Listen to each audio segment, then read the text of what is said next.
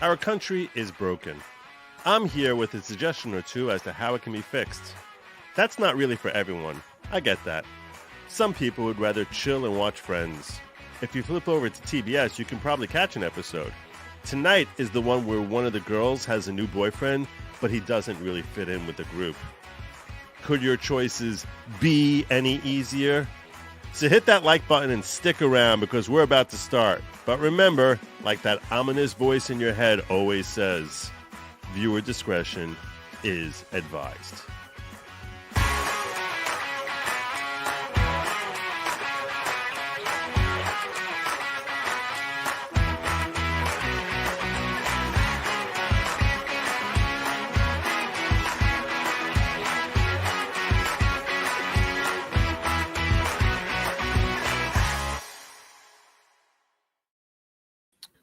Good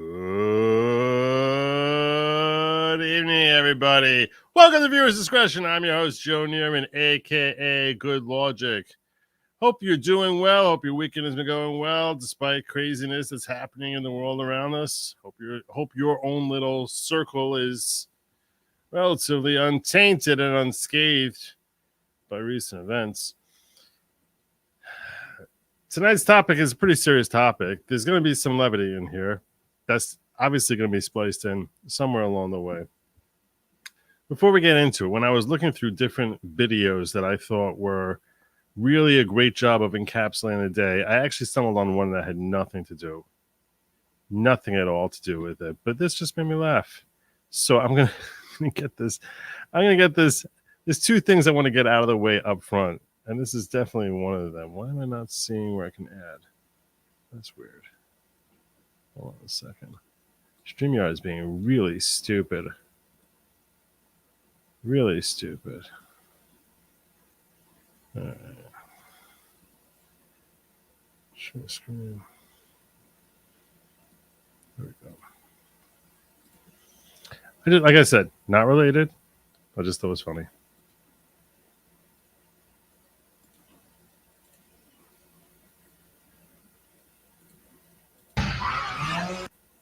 Viewers' discretion is advised.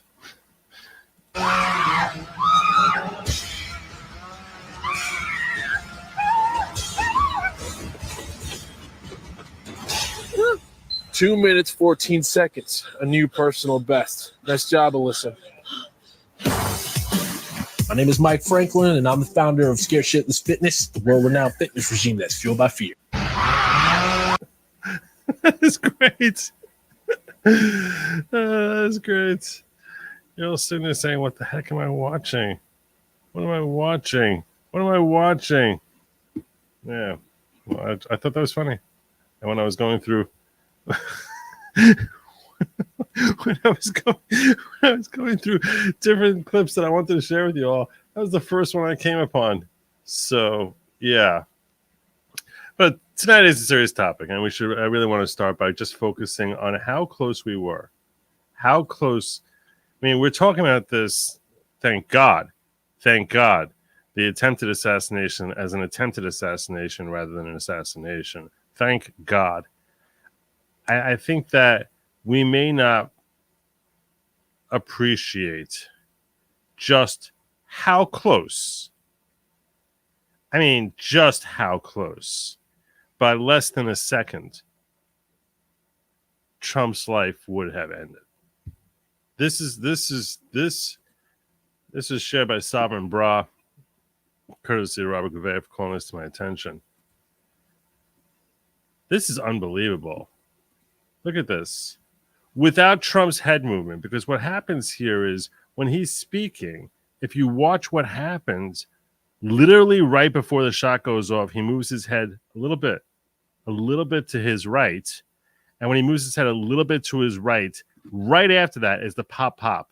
And that little tiny head motion that he had, that tiny little fraction of a little extra turn is what saved his life. Look at this video here. If we look at the video, take a look at what happened. See how like right before here, if he keeps his head like this, he's dead.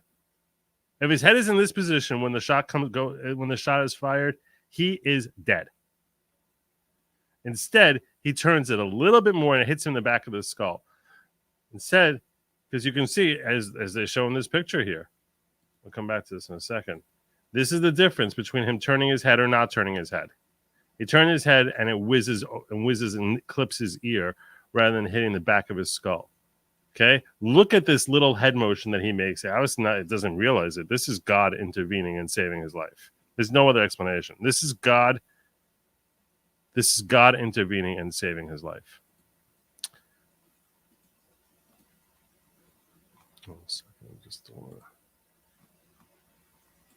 Look at this. Take a look at what happened. Take a look at what happened. Boom. Right there. Right there. I mean, how much time is passing there? Here he's dead. Here he lives. Dead, live. Dead, live. As soon as he turns his head, that's when the bullet is fired. Dead, alive. And look how much time passes. Look what happened. Take a look at what happened.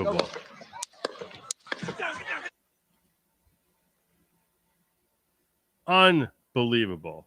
Yeah, it's much less than a second. It's like a third of a second.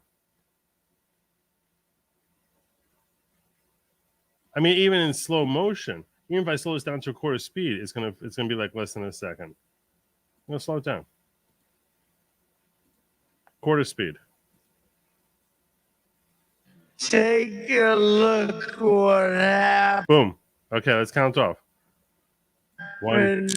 Oh, boom. It's there. Wow. Wow.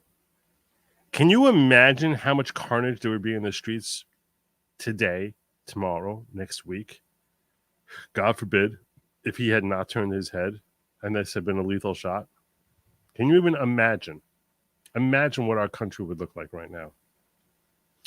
The anguish and despair that people would be feeling today, the outrage and fury that would explode if, in fact, this guy Thomas Crooks had been successful and he doesn't turn his head there. That's how close America was from being destroyed. This would have changed everything in ways that would have been horrific for both sides. For both sides. I mean, look at this. Boom. Right there. Turn your head. Shot. Unbelievable. Look what happened. Unbelievable. It's really unbelievable.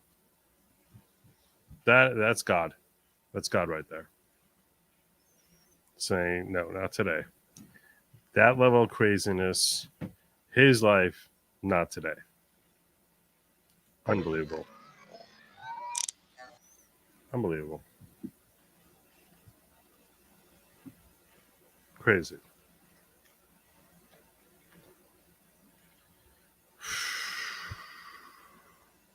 So, we should say a prayer of thank you to God.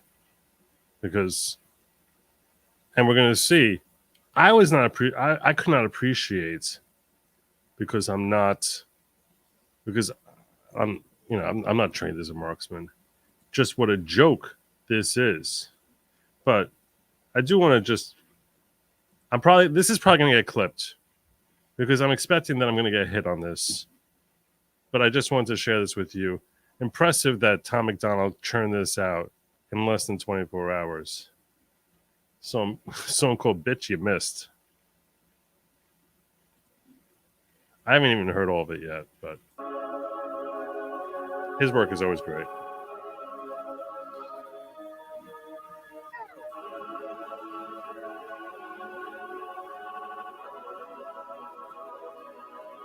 They burning the country down with their progressiveness. It started with changing what gender is, then graduated to your racist if you think that your life matters and your skin don't have melanin. They don't want peace, they want skeletons. They want men to pretend that they're feminine. They don't want an election. They got so offended by freedom that they just start killing the president. I used to think that in one day, he turned this out.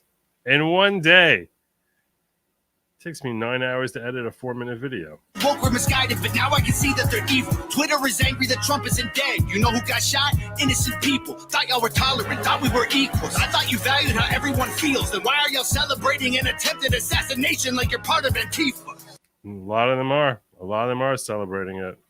Thank God the left can't aim. Thank God the right don't riot. Welcome to the home of the brave. Freedom and afraid of violence. Thank God the left can't aim. And thank God the right don't riot. Yeah, there would be riots in the streets if this was the opposite way. If this was some, figure who the left cared about, they don't care about Biden. Biden is just a placeholder for them that they hope can hold off Trump. If it was someone they actually cared about, the way that MAGA cares about Trump, so they would be insane. You wish you was dying? Bitch, you missed! Thank God the left can't aim. Why can't they just shoot straight? Y'all are going insane. Bitch, you missed! There's no one else you can blame. Tried to lock them up in a cage. Now you trying to kill what you hate. Bitch, you missed! Told us trust the science, but it never made sense to me. Why would we put all our trust in the enemy? Millions of people are hooked on amphetamines. They're making billions on untested remedies. Borders are open to people with felonies. Biden can't stop them. He don't have the energy. Y'all want... This guy is so talented. He's so talented.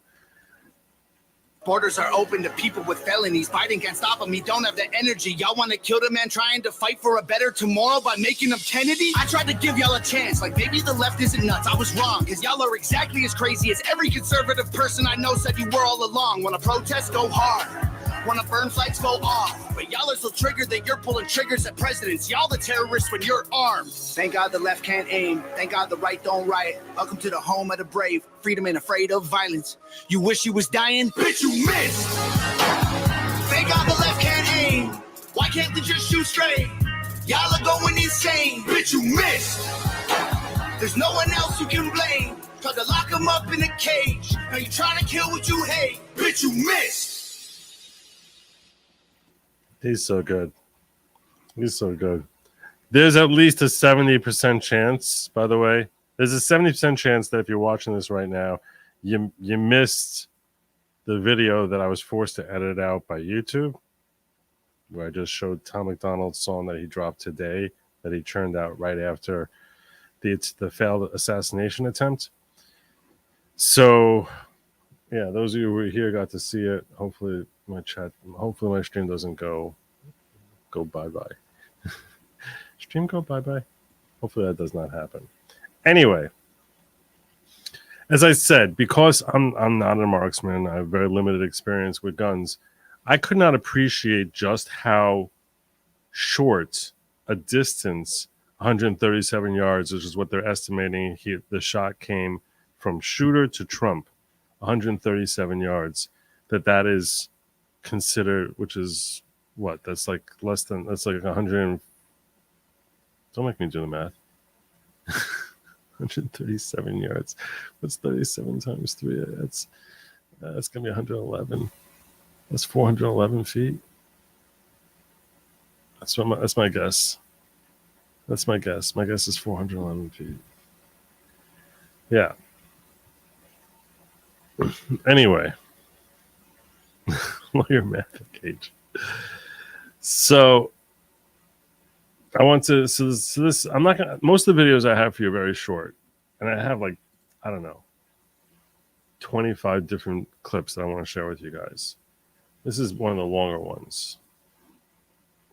We're not going to watch the entire thing, but I wanted to share with you because this woman, who I'm not even sure who is this woman. What's her name? Vigilant Fox dropped this, and I'm sharing it with you. And my objective today, by the way, is today was such a crazy day in the news, and I feel like sometimes things happen that are such landmark events in American history that when it happens that this is something that people are going to be talking about a generation from now. And I wanted to document for those people who assume my channel has not been nuked everywhere 25 years from now, that people could be like, okay, this is what people were saying the day after. And that's kind of like what I'm doing here, is I sort of want to go around with different voices, the good, the bad, and the insane, so we can get a better feel for exactly how America is reacting to this crazy event that happened just yesterday. The events of July 13th, which happens to be my mother's birthday, rest her soul. She passed 9.5 years ago. Yesterday was her birthday. So we'll start off with this next one as far as getting an overall breakdown, because I think this gives some good quick hitting breakdown. Dag, that's not good. Got the white circle of death. We'll refresh here. In history where a moment occurs that changes the course of the entire world. Things that shape our present and our future. Times that are recorded in our history books and studied for decades, Let's go faster. even centuries. That moment happened this week when an armed shooter attempted to assassinate President Donald Trump at a Pennsylvania rally. Before we get into some analysis, here are some of the facts as reported by Zero Hedge. Trump has responded on Truth Social saying, "I was shot with a bullet that pierced the upper part of my right ear. At the time of the assassination attempt, Secret Service said 1 spectator was killed and 2 were critically injured. Former President Donald Trump was shot in the ear by a would-be assassin at a Butler, Pennsylvania rally on Saturday. Trump could be seen grabbing his ear and falling to the ground before standing up and walking off stage, but not before. He's paused to encourage the crowd to keep fighting for their freedom, a historic moment." Approximately 9 shots rang out. One Trump supporter said that he alerted Secret Service before the shooting and was ignored. And Trump's team reportedly asked for beefed up protection and was rebuffed over and over by the Biden DHS. Now, this I've been hearing different reports about as to whether or not he was rebuffed. The left is claiming, and there's another claim, the Secret Service claims that the Trump team never asked for more assistance, never asked for an increased detail. That statement says that they asked DHS multiple times. You'll notice here it says Trump team reportedly asked for beefed up protection, was rebuffed over and over by Biden's DHS. This is an interesting thing to me. Like, I don't know whether you go to the DHS or you go to Secret Service. Secret Service says they never asked us a single time for added security. Okay, but maybe you're not the ones who approve your own levels of security that you're giving. Maybe you're directed by DHS as to how much security you're supposed to have, and that would explain how the Secret Service is able to get away with making a statement like that without being fear of being proven wrong, while still saying that no, this is Biden's DHS which intentionally dropped the ball here, and that was my point. So Secret Service takes the order from DHS, and Secret Service is reporting, "Hey, they never asked us." It's like, why would they ask you? Why the hell would they ask you? It's not your call to make. So that's why I feel as if there's almost like some game that's being played, saying, "Hey, the Trump team never asked us." That's a lie. They never asked us. Well, that's what I'm wondering. 200 watt. Like, if Secret Service is a part of DHS, in that case, that's why they wouldn't be making the request to Secret Service, because it would have to be financially approved by DHS, presumably. I don't think that Secret Service assesses their own budget, and this is certainly in part a budget question, one would assume, right? Someone's got to pay if there's added details. Someone's got to be paying for that. Protection and was rebuffed over and over by the Biden DHS. Immediately after the attempt on his life, Donald Trump posted on Truth Social saying, "I want to thank the United States Secret Service and all of law enforcement for their rapid response on the shooting that just took place in Butler, Pennsylvania. Most importantly, I want to extend my condolences to the family of the person at the rally who was killed, and also to the family of another person that was badly injured. It is incredible that such an act can take place in our country. Nothing is known at this time about the shooter, who is now dead. I was shot with a bullet that pierced the upper part of my right ear. I knew immediately that something was wrong in that I heard a whizzing sound, shots, and immediately felt the bullet ripping through the skin. Much bleeding took place, so I realized then what was happening. God bless America." Breck Nichols on Rumble is saying, "Congrats to exceeding 100K YouTuber subs. YouTuber subs. You earned it. It's not YouTuber, it's a headache." Now, the left-wing media, not only in the United States, but all over the world, has, of course, refused at least for the first few hours, to report that this was an assassination attempt, which was clear to everyone watching it. And CNN even went so low as to call this an interruption. Trump's speech interrupted by Secret Service. We, of course, saw President interrupted by Secret Service. Trump hears noises and leaves his own rally. It's like one ridiculous take after another that they were providing. It's unbelievable. I want to move this over here. and Biden come out, no mention of the assassination attempt. He, of course, condemned the violence, but refused to acknowledge that this was an assassination attempt on a presidential candidate, no less his main rival. And by the way, some people are speculating that he's behind it. We'll get a little bit into that later on in the show as to the likelihood that Biden is behind it. We'll get into it. The race. Multiple Republicans have claimed that Joe Biden may be behind the orchestration of the assassination attempt, or at bare minimum, that his recent comments could be responsible for inciting this assassination attempt.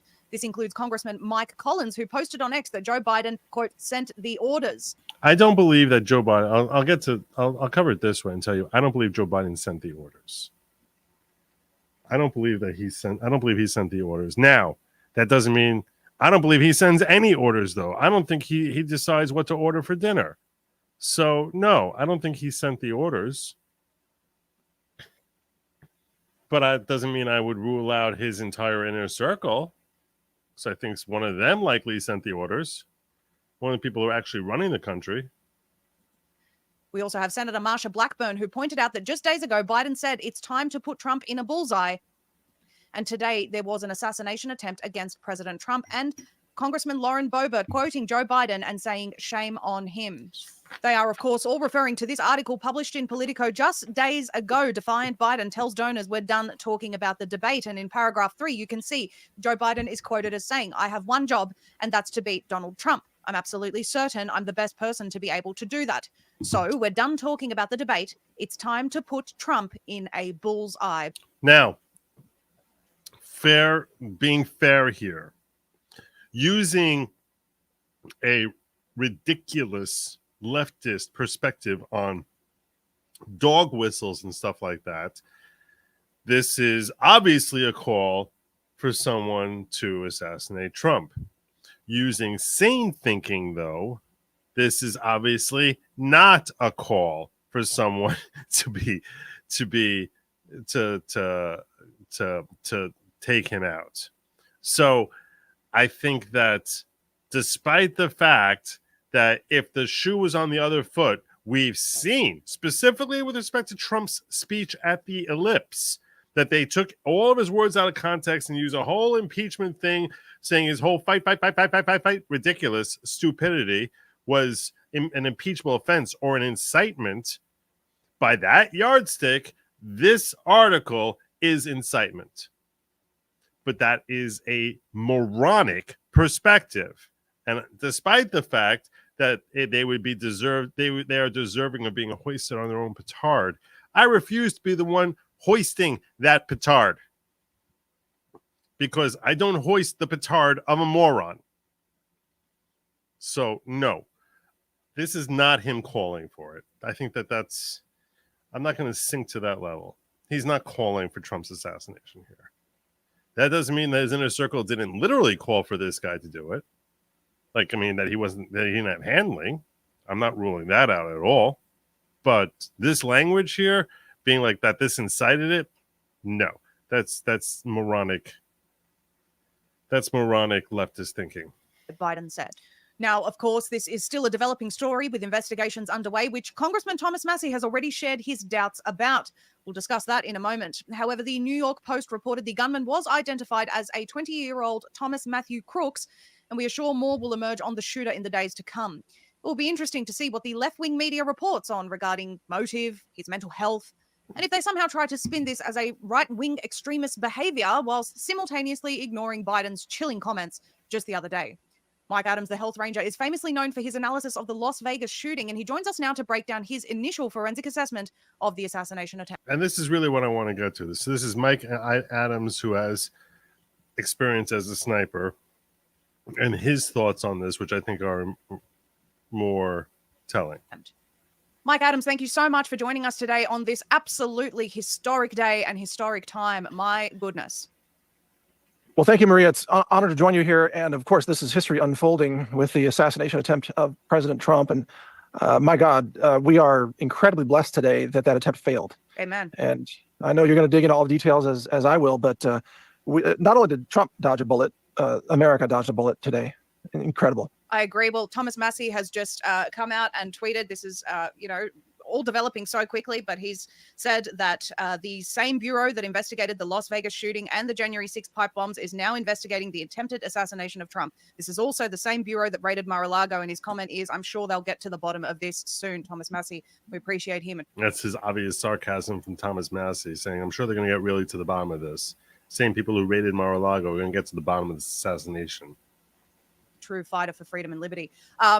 Mike, you've done a ballistics analysis. Can you please take us through your findings? You're obviously an experienced shooter, so this is important information you've released.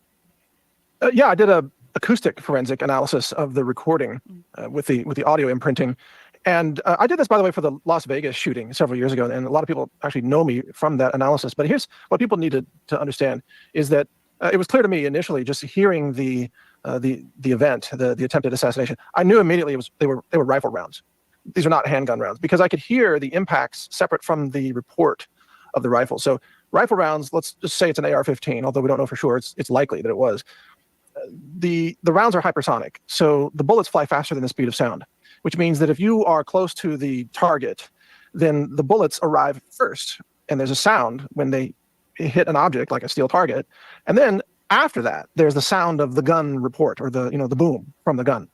And by measuring the difference between those two times with precision, and in this case, that difference is 0.22 seconds, then we can estimate the distance of the shooter.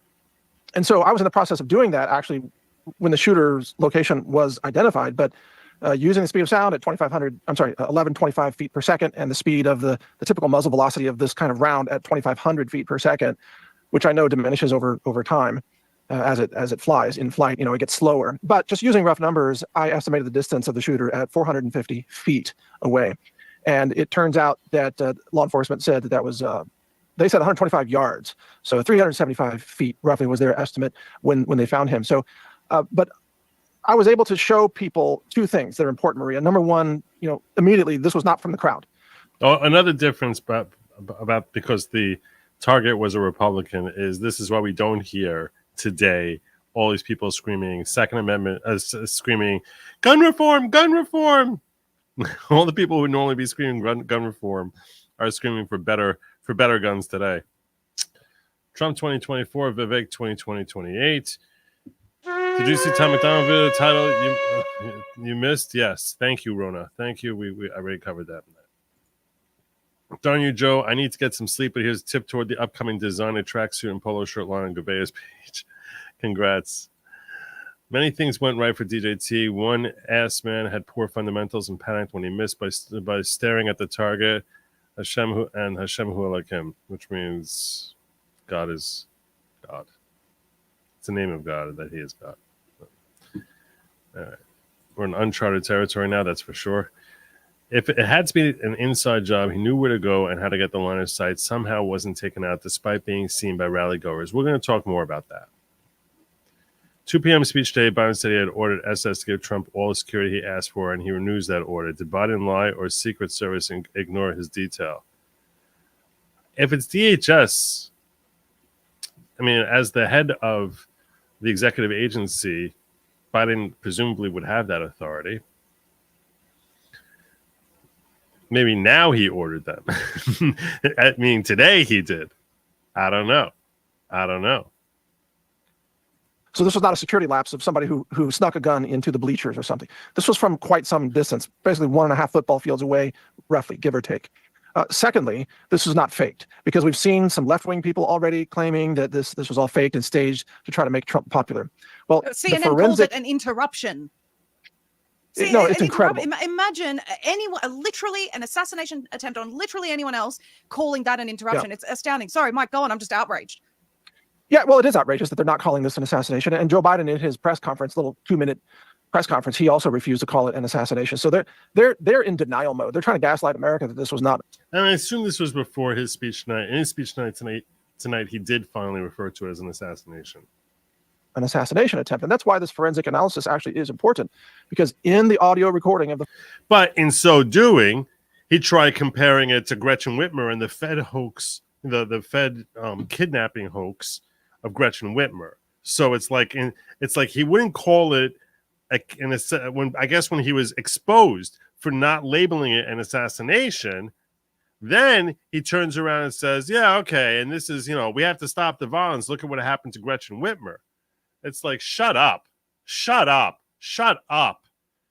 dare you compare it to that? In fact, let's talk a little bit about it. I'll let him talk about this thing being faked, and then we'll look at an article about that. The Fox News broadcast is the proof of the distance of the shooter. And that can't be faked unless you can fake the laws of physics or fake the audio recordings. Now, people listening to these recordings, they don't, if you're not trained in ballistics as I am, you don't typically know what you're hearing. You hear some high-pitched little like blip, blip, blip, blip, blip, and then you hear some bang, bang, bang, bang, bang. And people don't understand the difference between those two. But the higher-pitched blips are the hits, the bullet hitting pavement or hitting a person's body or hitting a bleacher or something. The bangs are the report from the firearm, which arrived, as I said, later, because the speed of sound is slower than the speed of the rounds. So any law enforcement analysis that does an honest look at this will have to conclude that the shooter was real, that rifle rounds really came from that distance. And so if there's any question whatsoever, any theories pushed by leftists, they're going to get smacked down immediately, because this is undeniable. Any physicist familiar with ballistics will confirm this. Right. So I'm keen to hear from you, because we have so many people saying this is a gross sign of incompetence from the Secret Service. So let's talk about some of these people claiming that it's fake. There's an article. Top Democratic strategists pushed reporters to consider staged shooting, that this whole thing was faked by Donald Trump. Top political advisors, Democratic mega donor Reid Hoffman, suggested that the attack on Donald Trump could have been staged, even as Hoffman was criticized for joking before Saturday's attack about Trump becoming a, quote, martyr. The advisor, Dimitri Melhorn, apologized for his remarks after Semaphore published this story and said his email laying out the claims was, quote, drafted without consultation from team members or allies, meaning I am naturally a moronic jackass, and no one was there to stop me because I didn't have a chance to consult with team members or allies to realize that that if I say this out loud, people will realize how stupid I am. That's all this means. My claims were drafted without consultation. Well, why were you even having this thought, moron? Oh, because that's just your normal thinking pattern. And sadly for you, you didn't have a chance to vet it through team members or allies who would say, Dimitri, shut the hell up, you moron. Hoffman, the founder of LinkedIn, whose net worth is reportedly $2.5 billion, joked at last week's billionaire confab in Sun Valley that he wished he had made Trump an actual martyr. Sunday, he said on X that he was referring to accountability to the rule of law. Yeah, that's how people use the term martyr all the time. The term martyr is a reference to accountability for the rule of law. Of course. Lots of people have used it in that context. I don't know. Maybe it's just me. I don't think of the term martyr in those terms. Maybe it's just me. Let's see if Webster has martyr being accountability. Oh no, weird. It's weird that Webster that the dictionary, Oxford Dictionary, says a person who's killed because of their religious or other beliefs. Huh? Interesting. We gotta get right on. We gotta get right on Oxford and fix them up because apparently they don't realize that martyr is also supposed to mean in Reid Hoffman's world someone who's being held accountable to the rule of law. Who's terribly horrified and saddened by the attack. Yeah, that's how he's feeling. He's feeling terribly horrified and saddened by the attack.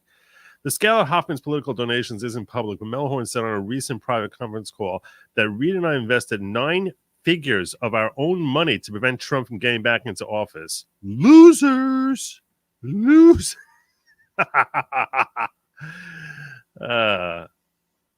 In an email Saturday at 7:34 p.m. that appeared to be addressed to sympathetic journalists and which was also sent to Semaphore, Melhorn wrote that, quote, that one, quote, possibility, which feels horrific and alien and absurd in America, but is quite common globally, is that this shooting was encouraged and maybe even staged so Trump could get the photos and benefit from the backlash.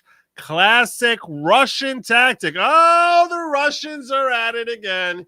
Here come the Ruskies with their fake staging of assassination attempts, such as when Putin killed 300 civilians in 99 and blamed it on terrorists to ride the backlash to winning power. Others who have embraced this tactic, I don't know, somehow Putin wasn't in the line of fire where his ear ended up bloodied. Others who have embraced this tactic of committing raw evil and then benefiting from the backlash include Hamas on October 7th. If any Trump officials encourage or knew this attack that's morally horrific and Republicans of decency must demand that Trump step down as unfit. I must demand that you step away from social media because it's hurt your brain. The other possibility Melhorn wrote is that some crazy anti-Trump in this chaotic moment decided to assassinate the former president. Oh, there's one more possibility, which is that he had a handler. Melhorn, who co-founded a fund called Investing in U.S. with Hoffman, made clear his impulse was toward the false flag theory. Really? I know I'm prone to bias on this, but this is classic Putin play, and given the facts seem more plausible, look at the actual shot. Look at the staging. Look at how ready Trump is to rally. This pampered baby crap his pants when an eagle lunged at his food. Look at how quickly Trump protects himself at the expense of others, but showed few of those lifelong instincts in this moment, and consider how often Putin and his allies ran this play. Woo, woo, woo, woo, woo, woo. That's the most plausible answer I can come up with.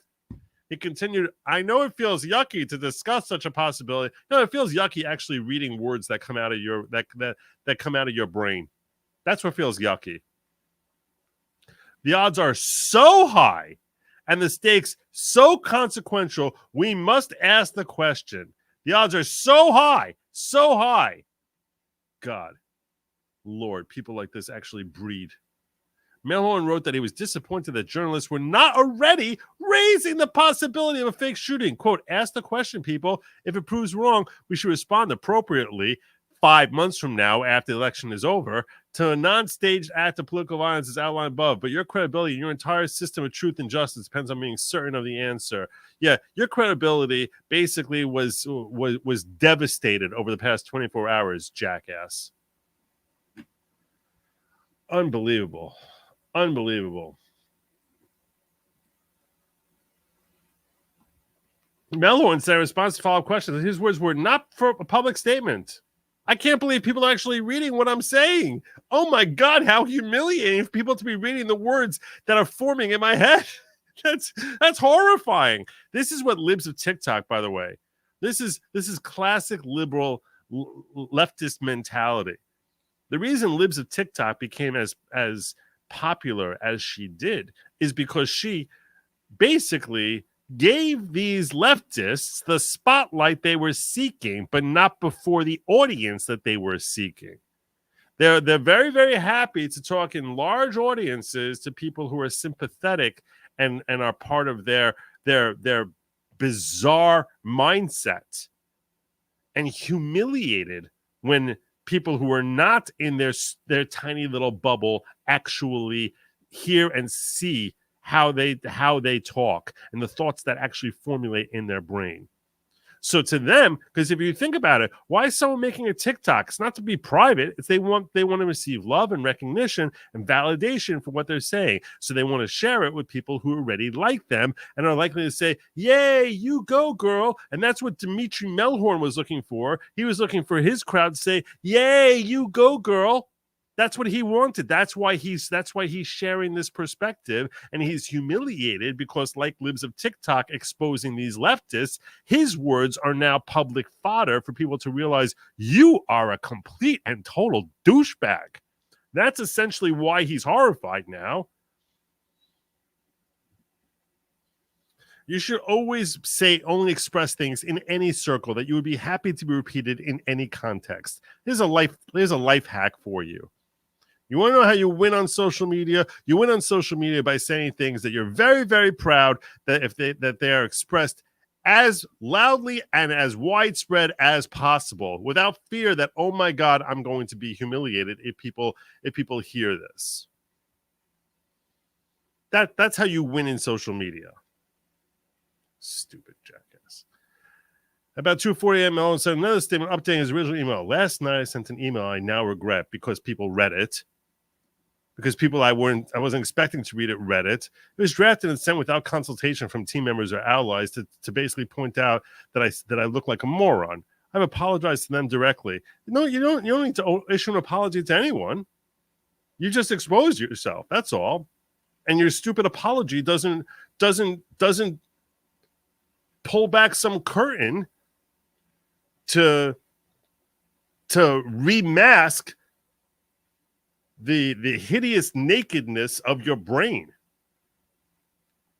I also want to apologize publicly, without reservation, for allowing my words to distract from last night's central fact. Political violence took yet another innocent American life last night. Oh, when did you get the news? When did you get the news flash on that? We must unite in condemnation of such violence in every instance. I thought it's fake. It's all fake. Any other topic is distraction. I'm grateful to those injured last night appear to be on a path to full recovery. Not all of them. Not all of them.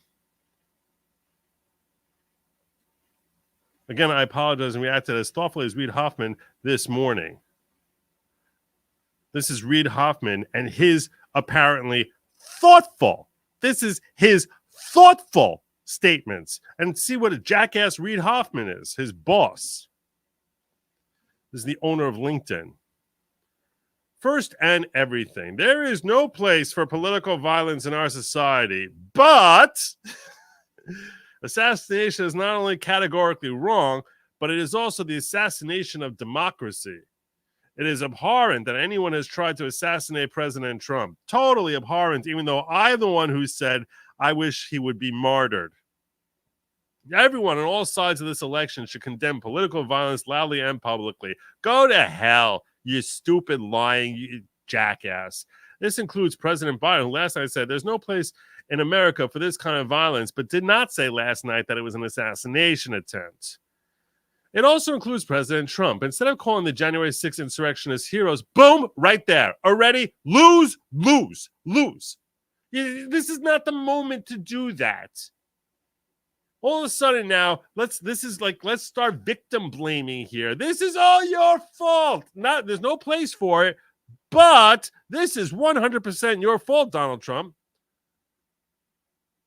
Instead of calling the January 6th insurrectionists, which there is no such thing as an insurrectionist from January 6th, heroes who he intends to pardon and even hire into government, he should speak out against political violence. Yeah, well, you know what? The only political violence we saw there was when Ashley Babbitt was gunned down.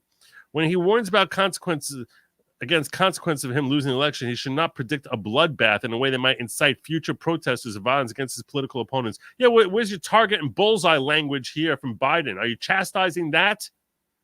You fat schmuck. He should clearly indicate, which he never has, when he says peacefully and patriotically, that's not at all being clear, that political violence is evil and unacceptable, even if the perpetrators are trying to do it to him to benefit him. You are so full of yourself and so absent of actual fact. Because when he says things like peacefully and patriotically, you claim, and you and your stupid ilk will claim that he actually doesn't really mean that, and that his fig leaf veneer of respectability, where he says those words, but all of his listeners really know that he just wants them to go on a warpath. That's how you interpret it. No one else interprets it that way, but you left this bizarro world people all interpret it that way. The beauty and importance of democracies is having political conflict be only speeches at ballot boxes. This is the importance of having a society governed by the rule of law, which I hopefully can control, which holds everyone accountable to an independent judiciary by juries of our peers. Oh, stop it. And a weaponized DOJ. It is what I stand for, what I advocate for everyone to stand for. I stand for you going bankrupt. That's what I stand for. A point of clarification. On a recent comment of mine that has been reported out of context, at a recent business conference, Peter Thiel said that my lawsuit work against Trump was turning a clown into a martyr. In that context, I replied, I wish that Trump would martyr himself, meaning let himself be held accountable.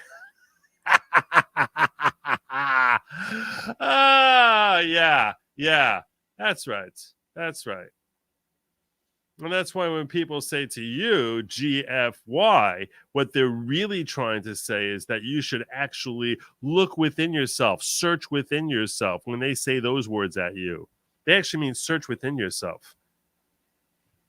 For his assaults on and lies about women. Of course, I mean nothing about any sort of physical harm or violence, which I categorically deplore. And yet I will take his words and imply that he does mean physical violence, even when he says, don't engage in physical violence. I meant and mean accountability. You're a liar. You're a liar. You're a transparent liar. Everyone who reads this in any sort of, I never even heard of this guy until today. Never even heard of him. Someone told me that he's the owner of LinkedIn, this big fat schlub. But I'm telling you right now, I'm telling you right now, this guy is so full of crap. Such as a unanimous guilty felony verdict by 12 jurors on 34 counts and 84. Yeah, and if anyone actually followed that, they would know that you're a jackass for pretending that actually had legitimacy to it. 84 million in judgment for slander and lies about his sexual assault. I'm horrified. Yeah, you go to hell, you stupid jackass. Horrified and sad about what happened to former President Trump and wish him a speedy recovery. You don't wish for anything of the kind. You're a big fat liar. Pants are on fire. I will never forget where I was and what I was doing when CNN reported Trump fell at a rally. Yeah, I think Bongino said he confirmed Trump was denied. I think he said something of that kind. Sorry, Joe, this dude's working too hard just for himself getting paid to talk. Honestly, I could F up and do better. All right. They made him a martyr without killing him. DJT equals BDE. BDE? What's what you mean by that? Don't miss that Reuters has confirmed that the shooter was in a BlackRock ad in 2022. That's an odd coincidence that makes me uneasy. That's true. YouTube speech police out in force, are they? Vivek for VP? I'd be okay with that. The only reason I wouldn't want Vivek for VP is because I actually want him for chief of staff. I really want him for chief of staff because the VP doesn't really do very much. Yeah, we're coming up, and I will be having a lot of coverage of the RNC convention this week. A lot of coverage. I plan on having extended hours this week most nights. He's not supposed to speak till Thursday, but I plan on having extended coverage where I'm going to be covering a lot of the RNC convention, which begins tomorrow. So you'll find my coverage and links to when I'm starting up on Locals, which is goodlogic.locals.com. I urge you to sign up there, if only just to get notifications about when and where I'll be starting my show and where I'll be appearing. I've already been invited by Mario, who I appeared on a space of his for a couple hours today, they say they're planning on having extensive coverage. I've been invited to basically book time slots with them and appear in his spaces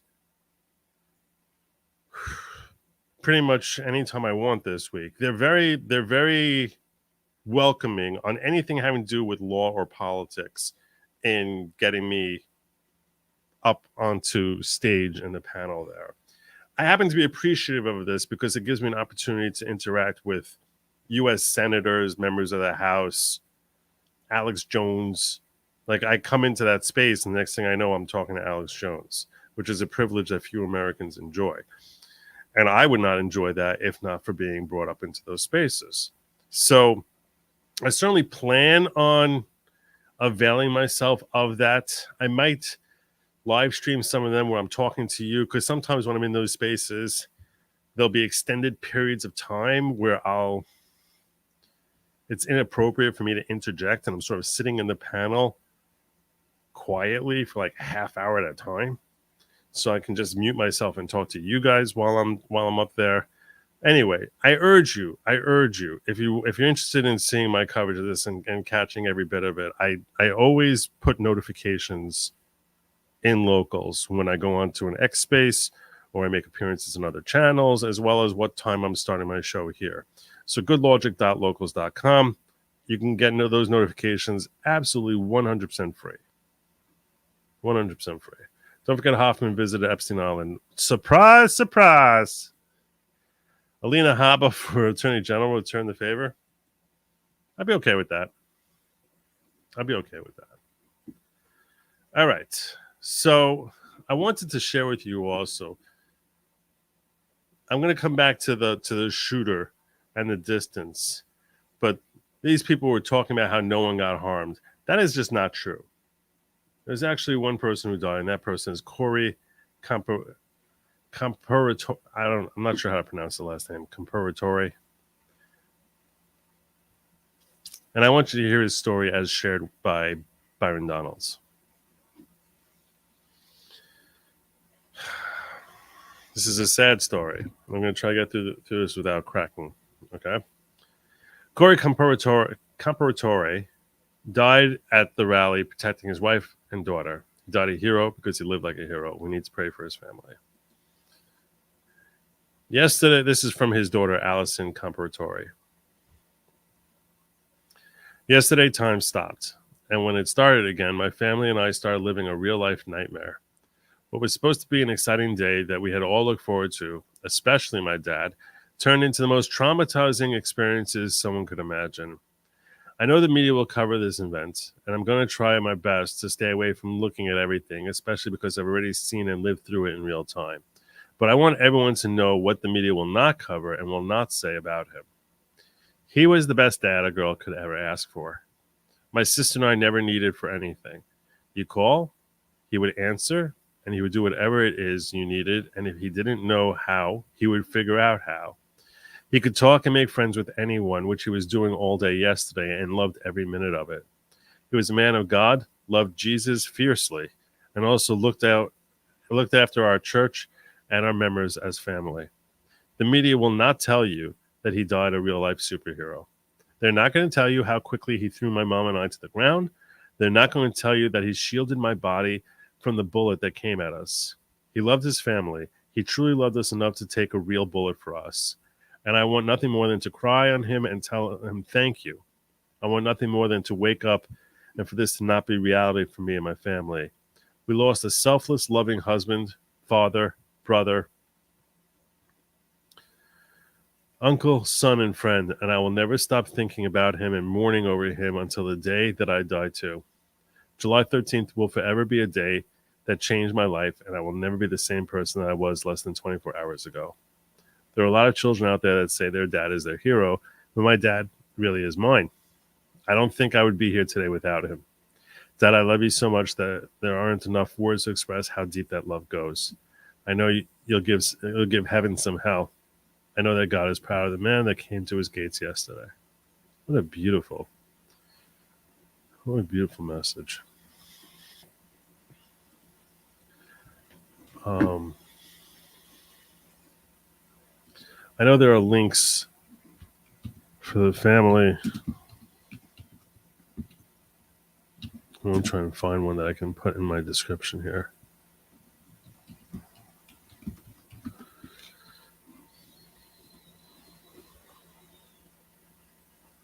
Such a beautiful family. All right, I think I have it. Wow.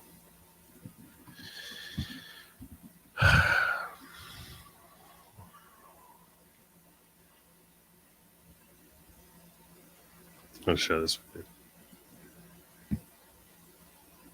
And GoFundMe. There's $7,000 call. $822,000. It's beautiful. So I'm going to put the link to this in. I'm going to put the link to that in my description here. So if any of you feel inclined to support Allison and the family, that you can do so relatively easily. Let me take care of that now before I forget.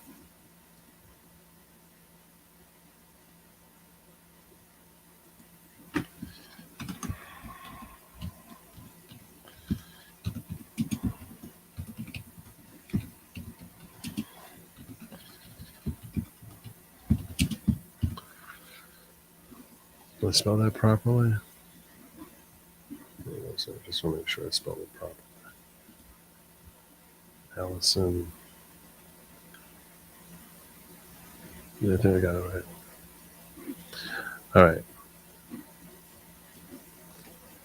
It's now saved. It's now on. It's now saved on YouTube. And I'm going to save it into Rumble as well.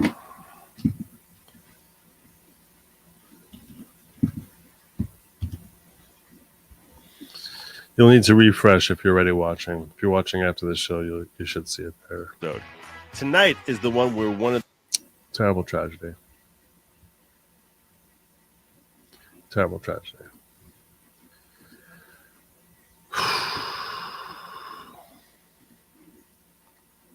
All right. Prospering woman, yes, but will there be a merch store? Yes. There will be. I am working on a merch. Are you talking about me? Megan! Even when he ignores my rate, I love this, man. Shout out to all my diggers, Fox Raiders. Welcome all the Fox Raiders. Those notices don't come into StreamYard. They should, but they don't. Fresh off men in kilts lifting heavenly things. What? I don't even want to know what... I don't know what the Fox Raiders been up to. Thank you, Megan. It's good to see you. That was for Andrew. $100 for 100. Congrats, my friend. I don't even know what it is. P.S. Can I consider this a 2024 league fee advance? No, you can't. Oh, DJT is... Oh, okay. I don't know how I missed that. Sorry. Thank you. But thank you very much for the very generous super chat. It did cross into 100K threshold. I am planning on having a party. I'm probably going to wait till after the convention to have it. And I also plan at that party, I'm probably going to start auctioning off some of my digger coins just so I can get rid of these. Just so I can get rid of them. They're clogging me up here. I'm in the middle, but I very much appreciate your channel, Joe, and your angle. Not sure how it has come to this, having to choose between these two. Well, it is the world we are in. Destiny is talking trash about this man on X. Such evil. I plan on talking about Destiny soon. Trump's campaign has a GFM that is over $3 million. I'm not surprised. There are fundraisers for the injured survivors too. Well, I'm not sure where to go for that. Well, my Meredith O'Keefe is vetted and 3.5 million. Really? Wow. All right.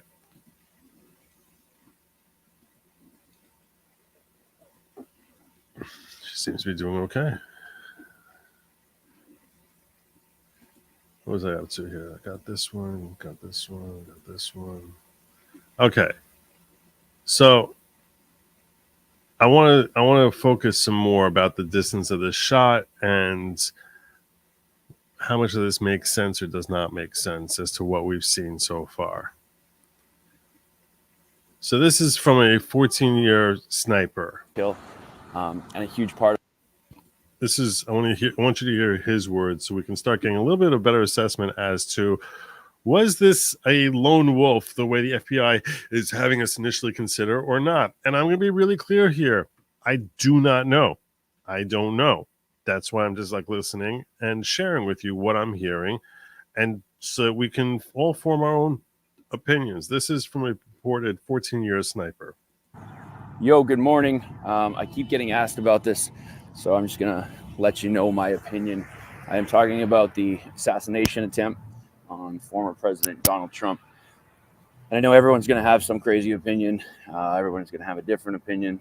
It's going to be very wild for the next little while. But just if you don't know me or are new to this page, I spent just about 17 years in the military, just about 14 of which were at Tier 1 Special Operations Unit called JTF-2. Our sniper team has the world record for the longest confirmed sniper kill. And a huge part of our job while I was there and while I was a sniper was doing close protection for VIPs up to and including the Prime Minister when he would go to dangerous countries like Iraq or Afghanistan. We would be in charge of that security. So I'm very familiar with the layout of these types of things and what the jobs should be. And yesterday, what happened, I have no doubts in my mind that the shooter had help from somewhere within an agency, an organization, or the government. The second I saw that aerial photo of what they were saying happened, it immediately made no sense to me. You cannot, in broad daylight, get onto a rooftop within, it looked like maybe a couple hundred yards, if that. You can't get into that position with a gun when there's a president speaking. It cannot be done. It's not like you don't even need to be a sniper to know that it's the most fucking obvious thing, an obvious place in the whole world. You could be a 7th grader, like, what do we need to do for security here? Well, let's look at these rooftops that are almost within zeroing range of a rifle. So it's something happened, and I'm not pointing fingers at anyone. It's too obvious that this guy had help getting there. So whether it's someone turned a blind eye or it was strategically planned, I mean, it had to be planned to a certain level because. Yeah. So that was his take on it. I want to share with you this guy. The second, this Matthew Murphy, also speculating this cannot be. This guy had to have had help. Hey, what's going on, everybody? I'm here to tell you why the shooting of President Donald Trump yesterday, without a doubt in my mind, was a planned and coordinated attack on the president inside our.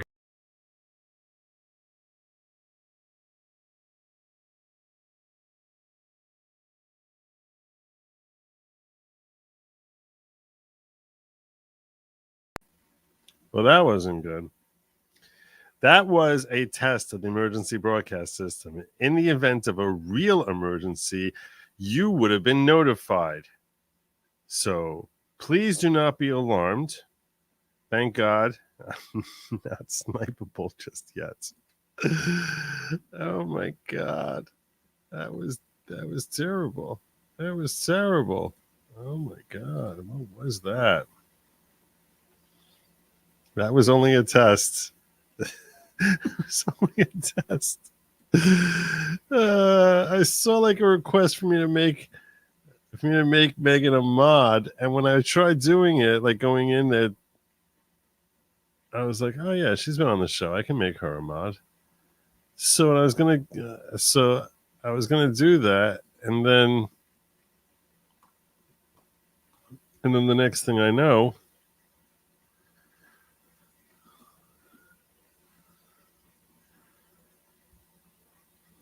The next thing I know, I left. That was so bad. You're a mod now. You're a real mod. So there you go. All right. Yeah, that was me reacting to seeing this super chat here. Where Elf said Joe Megan wants to make a mod so she has links. Also, Joe, where can I find that link that video just showed? I need to download that one. Love you, Joe. I plan on uploading all these links onto Locals. So. Force. Here's why. My name is Matthew Murphy, and I am a retired Green Beret, retired from this Special Forces group, but I'm also a level 1 sniper, which means that I have graduated the highest level of training for snipers that you can do in special operations. We're trained, I'm going to avoid confidential or classified terminology. We're trained in assassinations and counter assassinations for the very reason, case in point, yesterday, the shooting of President Donald Trump. So, first of all, anywhere the president's going to go, there are teams from the Secret Service that go out days, if not weeks, if not months, before the president will ever be at that spot. And they do a site security assessment. And they do that with the local police forces and agencies to ensure that every potential security threat or vulnerability is secured and, of course, protected against. Now, this is done way before Donald Trump will ever get there. This is and all they common know sense. every place that the president will be, and the sniper team especially is responsible for ensuring that no one can take a shot at the president. Now, that does not mean that the sniper team just sets up with their guns and scans the crowd and shoots. No, what they do, the most important thing they do pre-Donald Trump showing up, is within a 360-degree environment of that podium of the president, they ensure that there is not a place that is open that will be accessible by someone with a rifle to take a shot at the president. So they make sure those places are barricaded off, inaccessible, and heavily guarded, so there is no way you are going to get to the place where you can even shoot the president with a rifle before the president shows up. Then they scan the crowd and those places with the rifle, just in case by some miracle you do. Now, you're not going to tell me, I don't care who you are. Which that makes sense, by the way. That makes sense, because if you think about it, this is not when they're taking the shooter out. When they're taking him out at that point, that's cleaning up the mess. But you know, that type of remedy is okay if you're worrying about, you know, mayonnaise glass jar breaking in a supermarket. That's why you always hear, you know, clean up in aisle 4. That's because there's not that much danger to the broken mayonnaise glass. So you don't need to have the whole pre-screening to make sure that, oh, let's make sure none of these mayonnaise glasses break. In stark contrast, if those mayonnaise glasses, those mayo glasses are containing deadly toxins or a contagious infectious disease, you're going to be doing a lot of work to ensure that that spill never happens. The scenario of protecting the life of a president or someone who you know is in jeopardy is obviously more akin to the latter situation than the former situation, where you want to make sure we never get to a situation where the glass jar breaks or when someone gets a shot off. Right? So this is all what he's saying here is not something I actually thought through, but it, you know, when he's saying it, I was like, oh yeah, that makes perfect sense. Obviously, that's if I was tasked with trying to, you know, set up protocols for the Secret Service, then I'd be like, oh yeah, this situation where that's obviously the most important part. The most important part. The other stuff of taking out the shooter, finding a way of setting up egresses, multiple egresses in case that there's a failure, those are backups like, oh my God, what do we do in this scenario? Like, you know, so we have some sort of poise and composure and direction that we can actually remedy the situation once the screw up has already happened. But someone getting a shot off is reflective of a massive screw up. And I'm sorry, I'm not going to excuse the Secret Service here and say, oh yeah, you know what can you do? Sometimes there's going to be a crackpot. I mean, that's how the left wants to portray this. They're like, look, you know, these things happen. No, they don't happen. They don't happen unless there's a massive screw up or the person who's causing that screw up, the shooter, has help from somebody who actually has access to an authority to enable that person to effectuate their design. And to me, I mean, that's the simplest thing. That's the simplest answer. Don't listen to the media nonsense anyways. I think most of us know that by now. That some 20-year-old kid that looks like he played Dungeons and Dragons in his mom's basement is Right. trained on a gun, especially a sniper rifle like that, is a registered Republican, and then can access anywhere near the vicinity of that crowd, of that event, with him not dressed in a uniform and that sniper rifle. He was wearing American flag t-shirt and pants, and he had a rifle. You're going to tell me that that kid went through all this levels of security, somehow got into the closest building to the president, which is the one any potential shooter would want, and the first place that the Secret Service should be vetting out, because that's obviously the primary location to getting the easiest shot and being most likely at being successful at hitting your target. then accessed the rooftop of the closest building to the president, then had the time to unpack his rifle, lay down in the prone, and then take 5 to 8 well-aimed shots at the president before he was decisively engaged by the Secret Service's counter sniper teams or a local police department. I don't know who they were. Most likely police. You're going to tell me all that happened and a 20-year-old kid did that without it being heavily planned, coordinated, and people on the inside making it happen? There's absolutely no way possible that that kid was able to get up there and take those shots at the president without a lot of internal help. So someone in that local or some people inside that local police department, agencies, or Secret Service is compromised and is a threat to our president.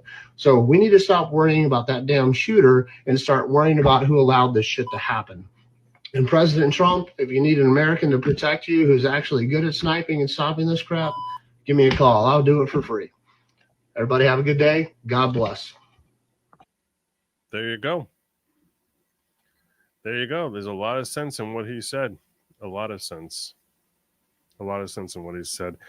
For being a boomer, thank you, Cash. I appreciate that. Thought you made 100K, then pissed off of you too. Maybe when I bounced out. That's pretty funny. Used to be the SS on the roofs all around. That's who used to be there, right? Huge congrats on 100K, dear Joe. Thank you. Love from TT in UK. Thank you so very much. Very thoughtful of you. And Lily says, Biden administration is behind in the sense that they've been calling for violence for years, calling him evil. Can't really argue with that either. I didn't play the end of that video where which had this guy here. I actually want to go back to that because it was one thing he said there, which to me, I was just so you can appreciate how close this range is for an actual sniper. I'm going to go a little further because he says it later. He says it shortly, I hope. You know, every building is swept before, a rally. There is an incredible amount of effort that goes into ensuring the safety of, obviously, President Trump and the people around him. Was this an intelligence failure? Was it on purpose? We have an eyewitness report, Mike, saying that there were several minutes where he was trying to notify the authorities and Secret Service and nothing was done. What's your take on this? Well, I'm familiar with what you just said. There's also an image of a ladder that has appeared online recently, a ladder showing access to the rooftop that this shooter apparently was able to use to gain access. Number one, I would say that this speaks to the danger of outdoor events because that's crazy. How is there a ladder to a roof? It's like, oh, here's a very convenient ladder that's just laying against the wall here that goes up to a roof, which is the most convenient place for me to actually take a shot at Trump. How and no one sees him walking around with a ladder, or someone accidentally leaves a ladder there? What is this ladder is how is that not some sort of tell? How can that possibly happen? Someone's just like walking around with like a 20-foot ladder. I don't know what's happening here. Bullets can travel very, very far. And this distance, the shooter's distance at, let's say, 400 to 450 feet is not considered a long distance for a rifle engagement. For example, the AR-15 5.56 rounds at 62 grains, they're typically, the military considers them effective, combat effective at 300 yards. 300 yards, twice as far. Twice as far. He was at 125 yards or so. 125 to 137 yards, they say. He was at... It's effective at 300 yards. triple the distance practically.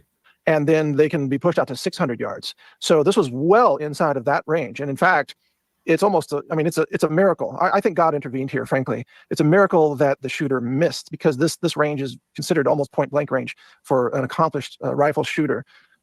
Almost point blank range. When he said this, I was like, really? Because 100 yards sounds to me pretty far. 130 yards, that sounds, 400 feet. That sounds pretty far. Listen to him describe, how snipers are practicing. For example, in my own rifle practice, I'm an experienced marksman at bolt action rifles. I warm up at about 450 yards with about 4-inch diameter target, just to make sure that the trigger is working, and then I'll start pushing out farther and doing more wind reads and things like that. He's warming up at triple the distance from where this guy is. Like his first shot's like a 4-inch diameter. A 4-inch diameter from 400 yards away. That's a warm-up for him. That's a warm-up. This guy was 1/3 the distance. It is a miracle that Trump was not killed. It is a miracle. And I understand the reports are saying that this guy was, a sniper school dropout kid or whatever. But still, if that's what snipers are warming up with, triple the distance, it is a miracle that this guy missed. That's really missing. That makes you appreciate how badly he missed. So this is not a difficult range for a shooter. That tells me either this shooter was inexperienced or God intervened, or both. Maybe both. Very likely both, Mike. We've heard many predictions, even from Tucker. That was really the distance. That was really the part of this interview that I wanted you all to see. Here's an experienced sniper explaining just how close distance this was. So you should be that much more thankful to God that somehow this kid was a crap shot by sniper standards. So, yeah.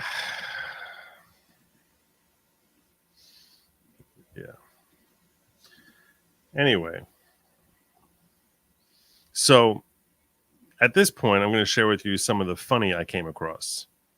Some of the funny that I came across. A nice little breather before we get into the deep thought type of perspectives. So I got a bunch of things that just made me either smile or laugh. So you sent me a 52-second check from X. It's from the ground from Trump supporters. I've seen that. I think a lot of people have seen that already.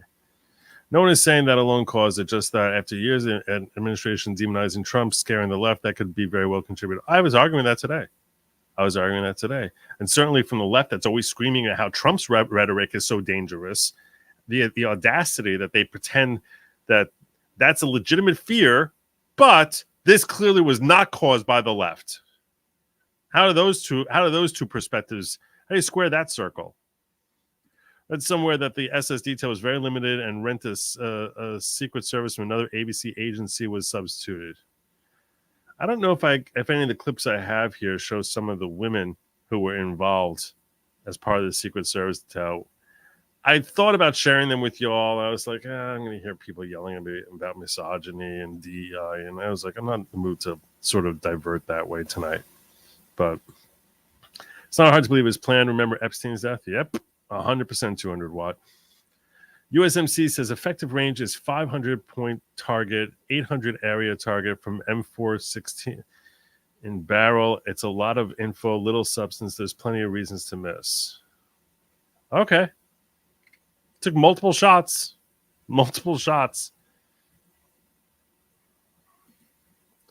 I knew guys in the 82nd who hit a 1-inch target at 1 kilometer with a semi-automatic. This is expo range we're talking about. That's what I thought. That's what I would, based on that perspective. I had the exact same thought. I don't know if I'm going to get a clip for this. I hope I don't get a clip for this. We'll see if I get a clip for this. 9 seconds. It's just 9 seconds, but I thought this was cute. Trust me, it's only going to get funnier after this one.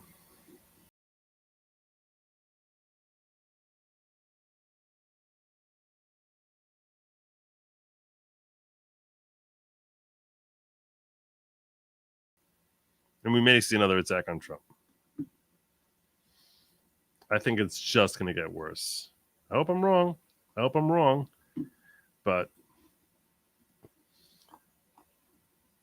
people are the comedians are already starting to get in on this. So I thought I'd share with you a couple comedians who had thoughts about yesterday's shooting. This one, they're gonna get funnier as they go along. If I do this in the right order.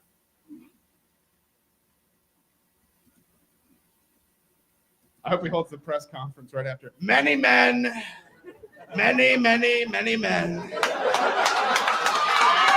wish death on me.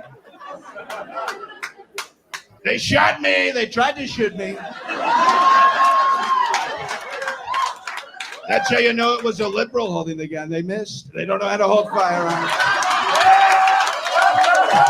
Nice. He didn't even believe in the Second Amendment. It was a fake gun. We found out later the bullets, they were real bullets, but they were made in China. That's where they were made. So soft, I barely bled. I shot the guy back. Nobody saw that. They cut the cameras. I hope he holds the press conference.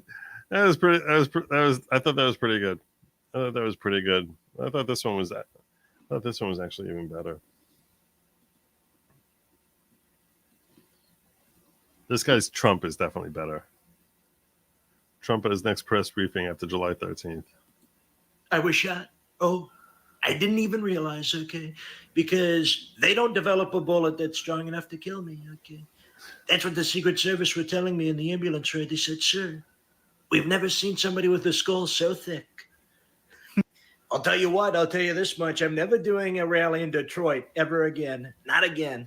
You know, I don't think Biden could take a shot like that. No, I don't think he could.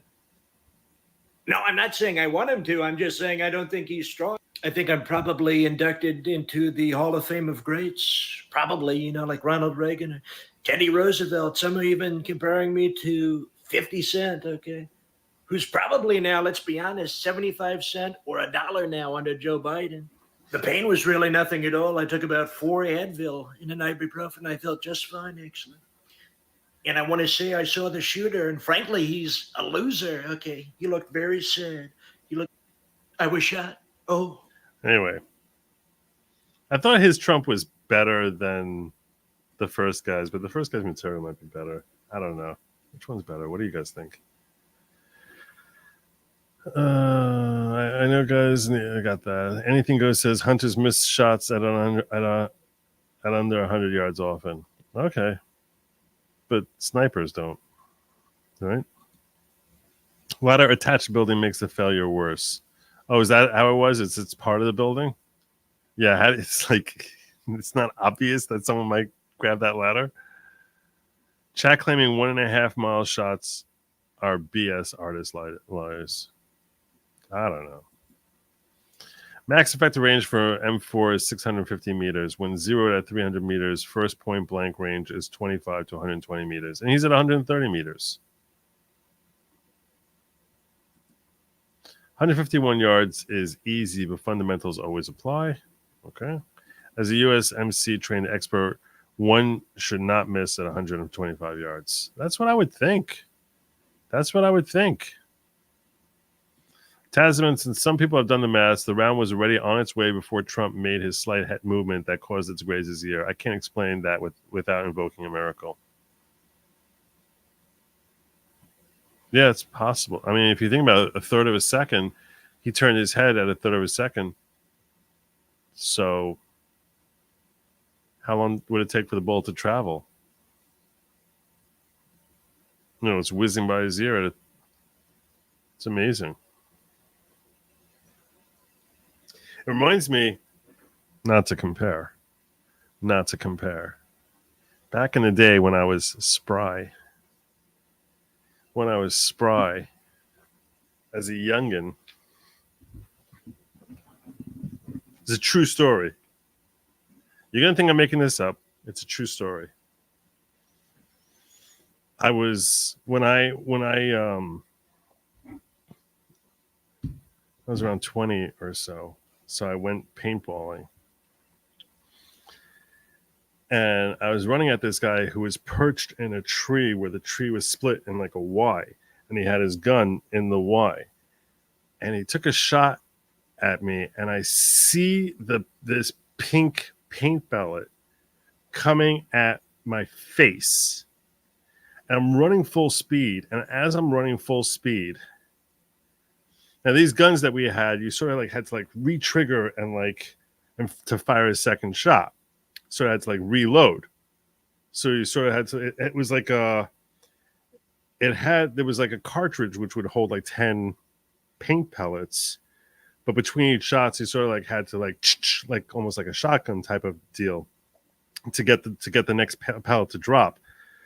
So I'm running full speed and I was pretty fast back in the day. So I'm running full speed at this tree where this guy is perched, and all of a sudden I see this pink paint pellet coming right at my face. And as I was running, I literally like arched my back and started like falling like backwards, and felt the pellet graze right over my nose as I like fell backwards, like I was in the freaking Matrix. I could not do that again if my life depended on it.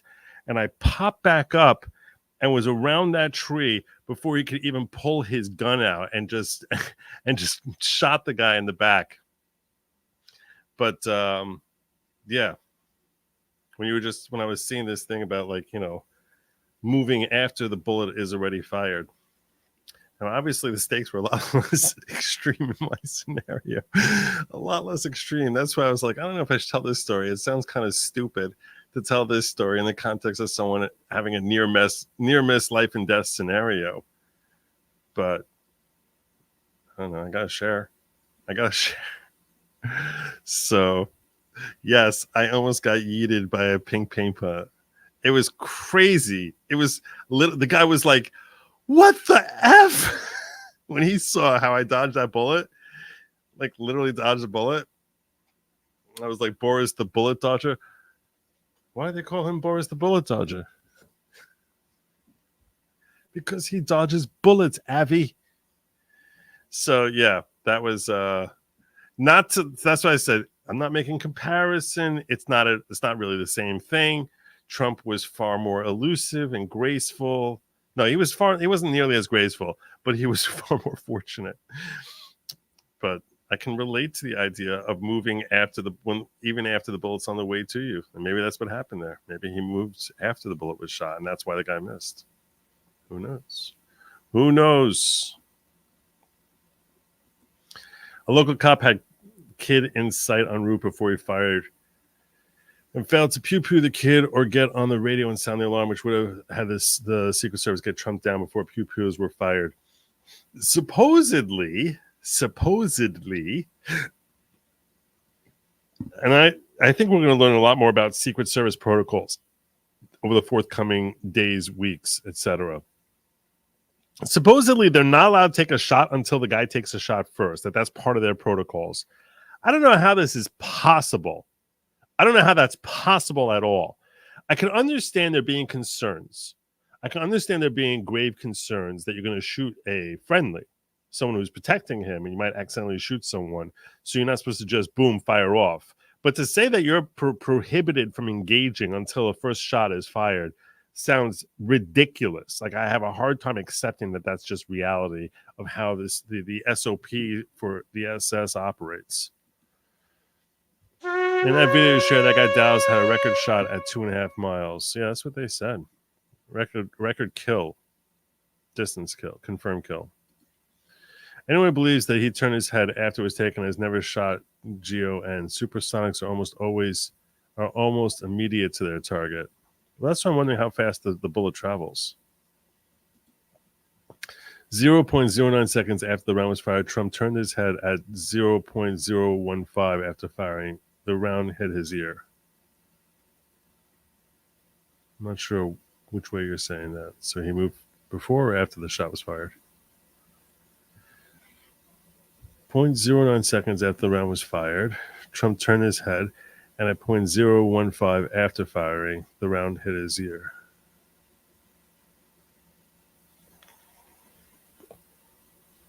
So you're saying it was fired before he turned his head? Trump needed us to dig an escape tunnel. Escape. Yeah, well, I got a lot more I want to share with you. There's a lot more. This is, I don't know who people worry about AI, and maybe for good reason. But this is pretty impressive, speedy work. This is pretty impressive, speedy work. I'm still on the comedy side of this story. So this is Ronald Reagan describing Trump's assassination attempt. Yeah. Someone made it. We're going to watch it. Someone made it. So we're going to watch it. Did you see that guy who tried to assassinate Donald Trump this afternoon? He looks like a dork, a wimpy little loser who probably hates America.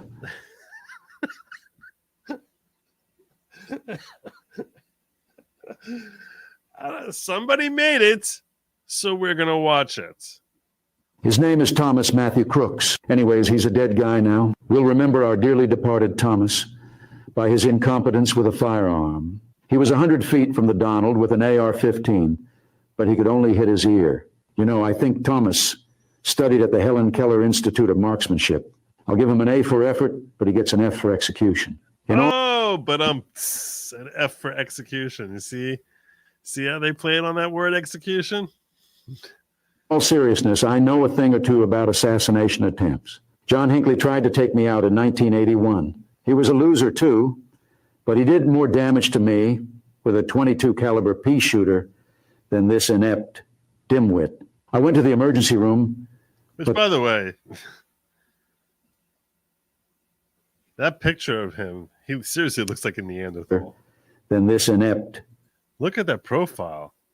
He's got like the recessed forehead and the jutting chin, and he literally looks like a Neanderthal. Dimwit. I went to the emergency room, but they fixed me up. When I got out, I won the Cold War and turned America into the sole superpower on Earth. Anyways, Thomas' parents are probably very embarrassed by their now dead moron son. Good night, and God bless America. The Gipper, sparing not holding back at all, sparing no level of hate for Thomas Crooks. He burned deep in hell. That's the Gipper right there. It would be weird for SS to have to wait with local 45 just to say he was afraid to engage. It is weird, right? I'm king of fire. I think I should be able to shoot right away. I'll go and get my gun right now. Imagine like a whole bunch of Barney Fifes in the SS and the Secret Service. Oh, I see a shooter up on the roof. There's a shooter on the roof. I gotta go. Let me go get my gun. That's insane. The whole thing is insane. It's insane. Secret Service. It's insane. Oh, there's a shooter. Oh, Andy, I gotta go get my gun. There's a shooter on the roof. Well, now hold on. Bongino said that SS operates with a green light policy. That makes sense. That makes much more sense.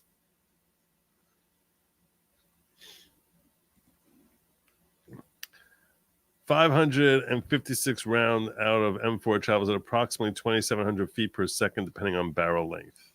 All right.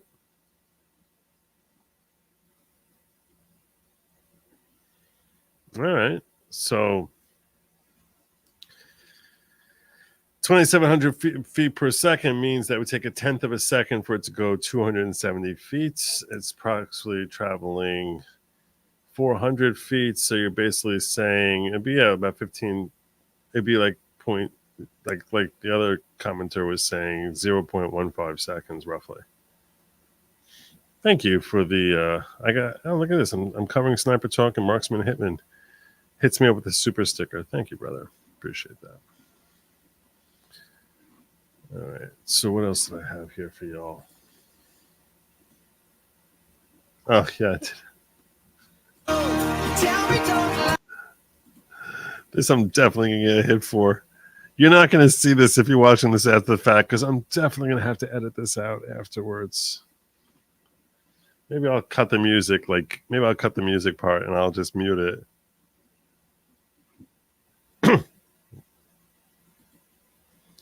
First day on the job.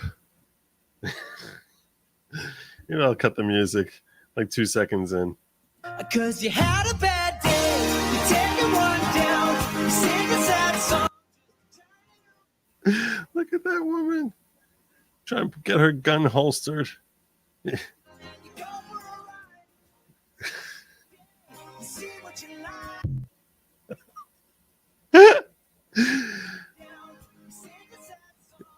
It's like, okay, all the men are handling this. All right, get out of the way, honey. All right, we got this secured. All right, let me just put my gun. I don't know how that gets in there. How do I stick that back in there? I don't know how to get that back in there. Let me just stand over here where people need me. Yeah. She can't get the gun put away. It's like, I don't know if I should be laughing or crying. I don't know if I should be laughing or crying when I see this. I don't know. Should I be laughing or crying? First day on the job. Man, this sucks. I'll never get it back in the holster again. Oh my God. Do you laugh or cry when you see that? You had a bad day. All right. This guy. I'm going to save him because I think he's the funniest one out of them all. I got 3 more funny ones. We'll go to this one, which this one will make you guys happy, I think. This is Liberals Today. Liberals on July 14, 2024. Hey, Trump got shot at. Got shot at? Trump got shot at. So, did he? Oh, yeah, he lived. Huh. Yeah, and what's worse is he looked really cool when it happened. What do you mean he looked cool when it happened? He unfortunately looked very cool when it happened. How do you look cool getting shot at? Well, what did he do? Pop right back up with blood streaming down his face, pumping a fist in the air, shouting USA, USA, USA until a crowd of thousands joined in? That's exactly what he did. Oh. Yeah. But yeah, that's really cool. I know. Crap. We're gonna lose the election, huh? Big time. Nice. I thought that was nice. I knew that'd make you all happy. I knew that'd make you all happy. There you go. No woman should be on presidential detail, period.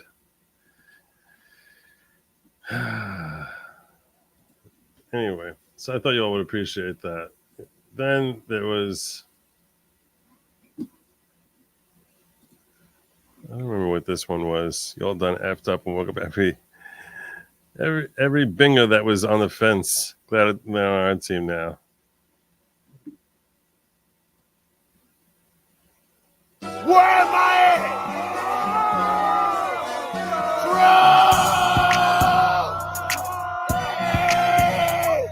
We all become y'all see what's happening.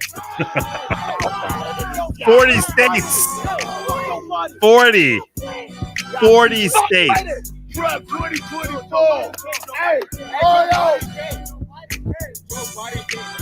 Trump!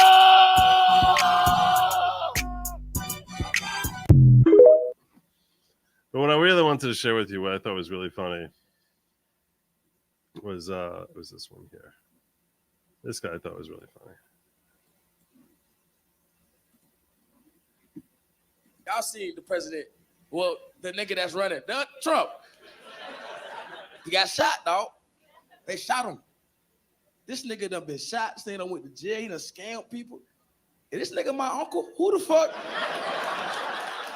Who the hell he? What am I supposed to say? What am I supposed to say? I have to worry that someone's going to hear an R, even if I say an A. What am I supposed to say? What should I say? What should I say? What do you want me to say? That's like the quickest way to end the social media career. It's just someone. And look, I got the end card from Nate. But like, what am I going to do? I'm going to like have a little thing of him saying, "Joe, officially giving you the N-word card." That's not gonna fly. That part is going to get edited out. That's going to get edited out. That's not going to help me. That's not going to protect me when they're coming for me and my family and my career. They're not going to be like, "Oh, well, he got an N-word pass." So no, that's not going to happen. It's not going to happen. So yeah, Binger is going to be here. Annie Oakley.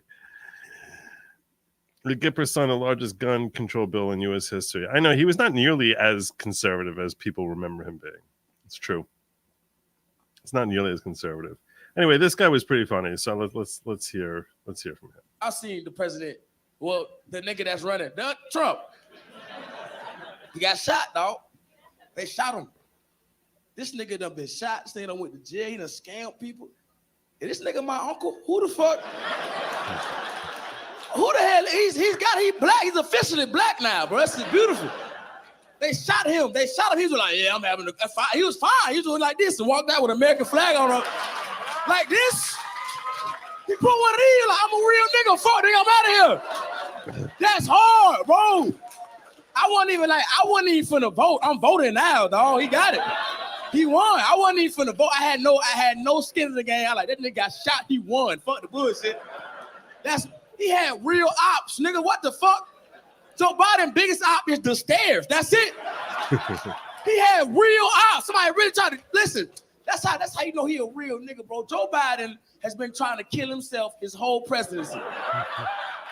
So nobody had to kill this nigga. Nobody had to try to kill it. Trump been just ready to go his whole time, and like, we gotta fucking off his ass, and missed. And just skipped his ear and missed. That's crazy, bro. Hey, Mexican nigga, you fuck with Trump? Yeah? Hell yeah, that was good. Huh? You say amen? He not God, nigga, what the fuck? That was crazy. Well, there you go. So you're wondering, some folks in the X space I was on today were saying, "Oh, it's not going to affect anyone. That's not going to affect anyone." No, not too much. I would love to see 47 get 45 states. 45 states. Oh, see this thing blow up on this jack. You're Republicans. This jackass. No, it's not their fault at all. It's not their fault at all. In case you've forgotten, this is the rhetoric of Joe Biden. This is the rhetoric of Joe Biden.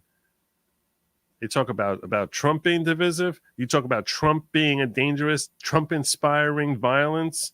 This is from the Red speech, the infamous Red speech, where he talks about ultra MAGA and Trump being the biggest, and domestic terrorism being the biggest threats to democracy. Donald Trump and the MAGA Republicans represent an extremism that threatens the very foundations of our republic. But there's no question that the Republican Party today is dominated, driven, and intimidated by Donald Trump and the MAGA Republicans. And that is a threat to this country. MAGA Republicans do not respect the Constitution. They do not believe in the rule of law. They do not recognize the will of the people. MAGA forces are determined to take this country backwards to an America where there is no right to choose, no right to privacy, no right to contraception, no right to marry who you love. Trump and the extreme MAGA Republic. It's like completely gaslighting about what any Republican is actually pushing for. Just completely gaslighting.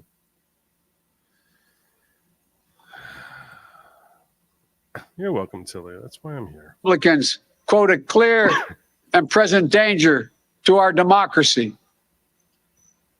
But while the threat to American democracy is real, I want to say as clearly as we can, we are not powerless. This is the kind of garbage this guy's been hearing, the 20-year-old has been hearing for 8 years, since he's 12 years old. Since he's 12 years old, he's been hearing this type of insanity. He thinks half the country is out to get him, out to destroy us. Destroy America. In the face of these threats, MAGA Republicans have made their choice. They embrace anger. They thrive on chaos.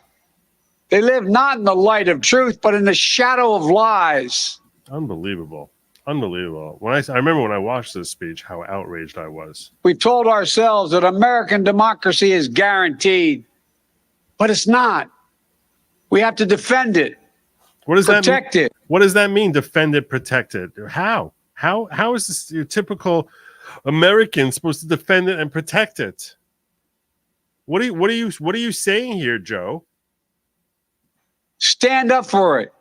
Each and every one of us. We're all called by duty and conscience to confront extremists. Confront extremists. What does that mean? How are they supposed to confront extremists? How's your typical American going about his day-to-day life supposed to confront extremists like MAGA Republicans?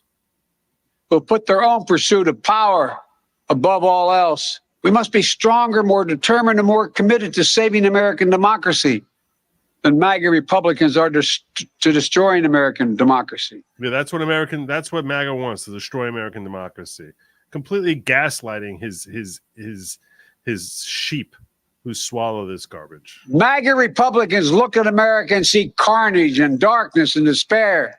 None I've ever. They spread fear and lies. Lies told for profit and power. The MAGA Republicans believe lies. You tell the lies, and it's exclusively for power, for money and power. that for them to succeed, everyone else has to fail. Complete BS. Every word he said there was an outright lie. An outright lie, gaslighting his own people. And then they're like, "Oh, well, we really should tone down the rhetoric. It's on both sides. Both sides. Very fine people.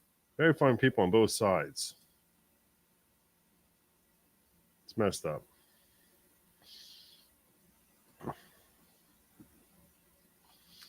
This is someone mentioned that they share with me. I think it was you who said you share with me a 50-second. Who was it? It was Mr. E who said you send a 52-second video. I actually had that stored away beforehand.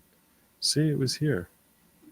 It was here in the middle of my lineup. I did pull it out. Plenty of time to an opportunity to eliminate the threat. I'm not sure if I got this from you or from someone else, but this was something Pozo shared. So.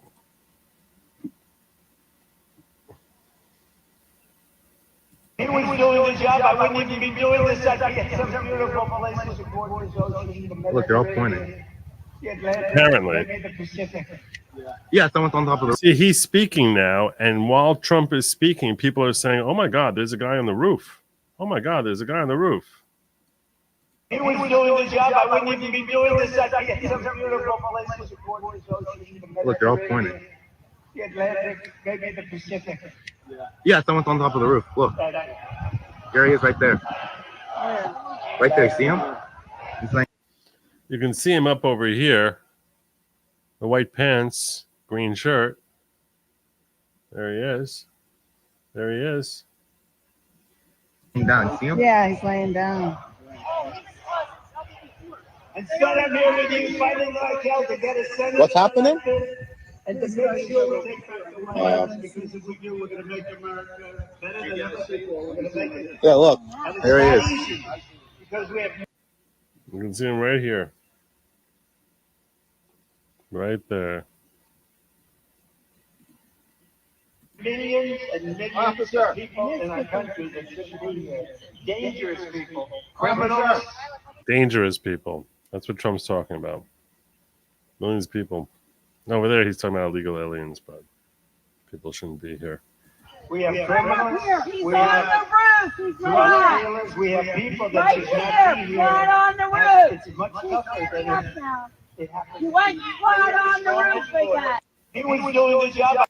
It's unbelievable. It's really unbelievable.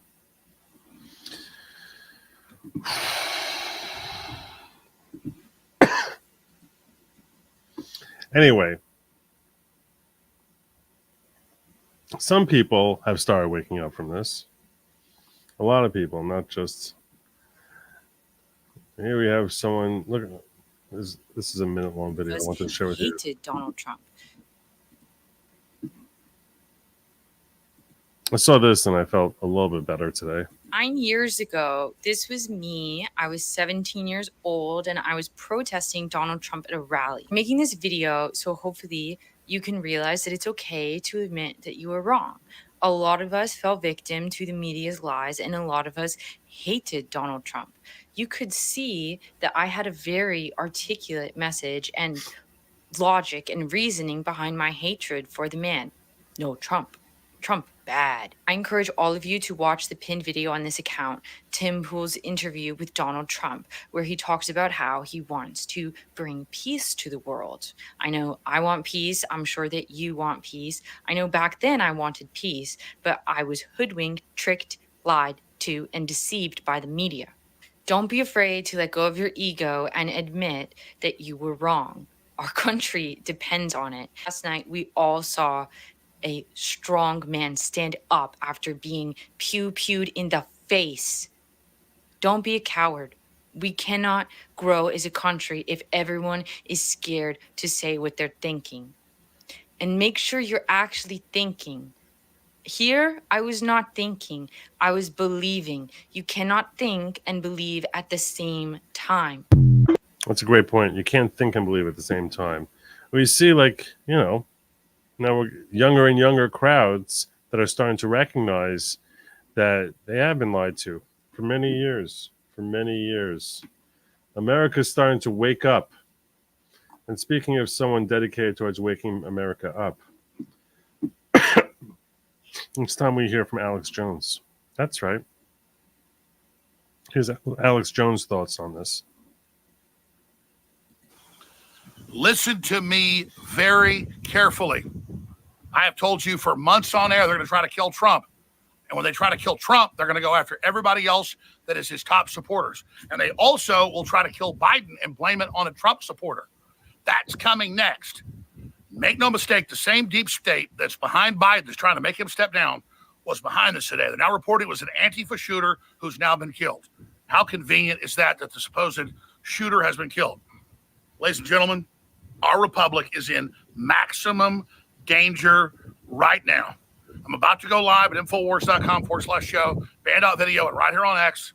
There has been an attempted assassination. The real president of the United States has been shot, and by God's good graces has survived. The bullet only grazed him over the ear and the side of his head.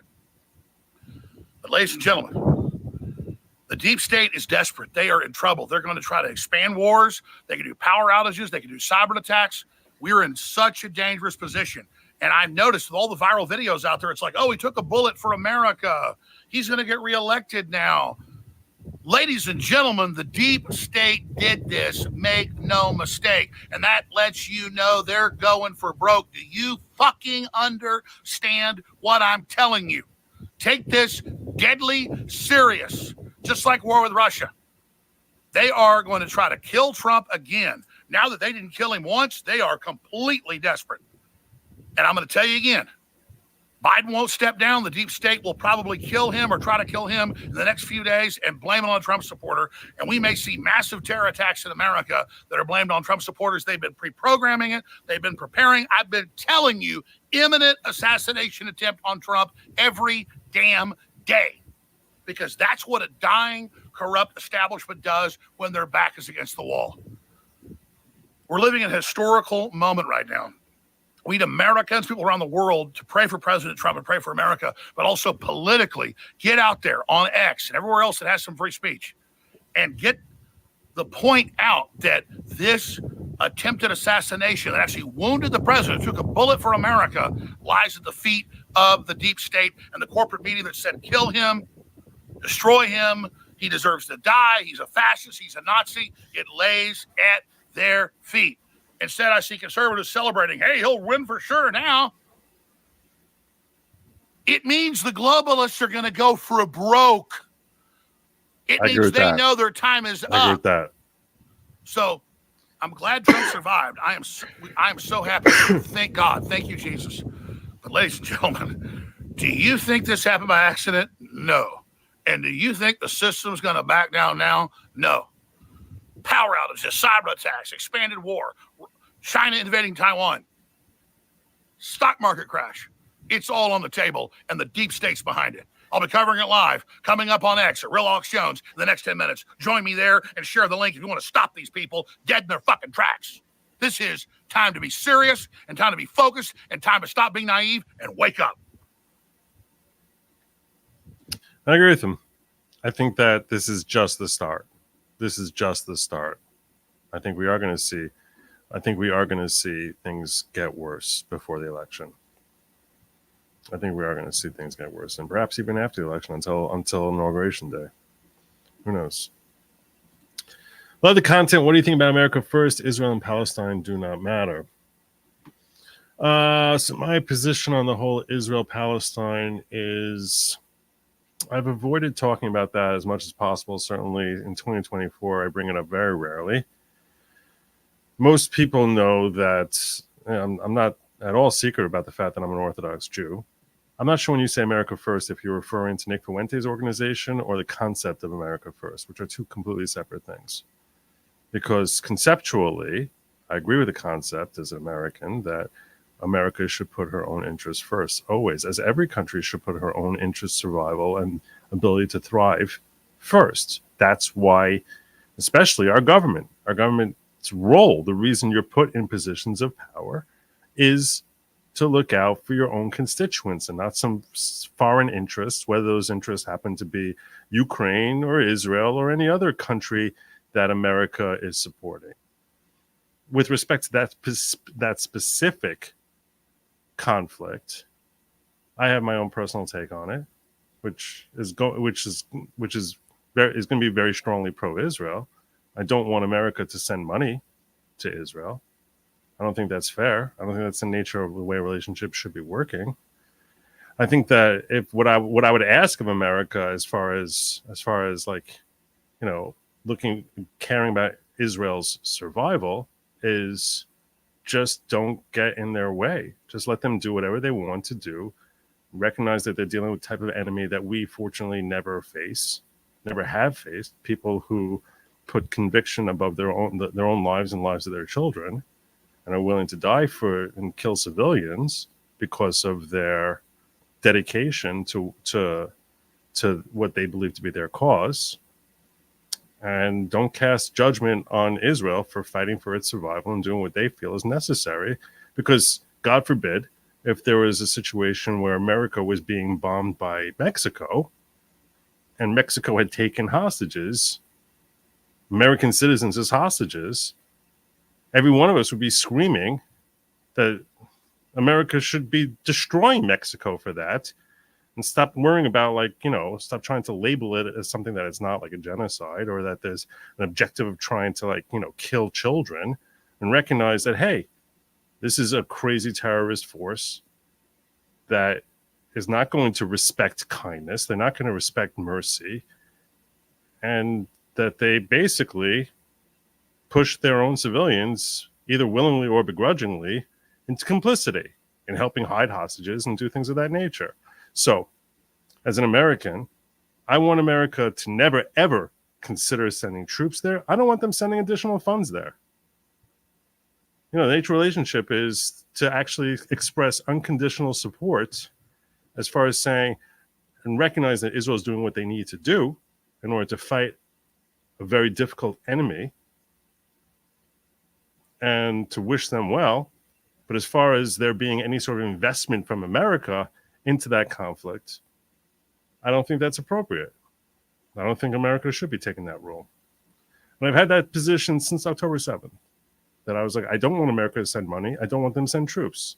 All I want is for them to say, we stand behind Israel and recognize that they're dealing with a very difficult conflict and support their efforts to try and recover hostages who were wrongly taken from their own bedrooms, ripped out of their own bedrooms and butchered or tortured and held in captivity for countless months at this point.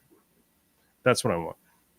As far as America First, the movement from Nick Fuentes, I think that guy really hates Jews. He's a terrible person. I don't want him canceled.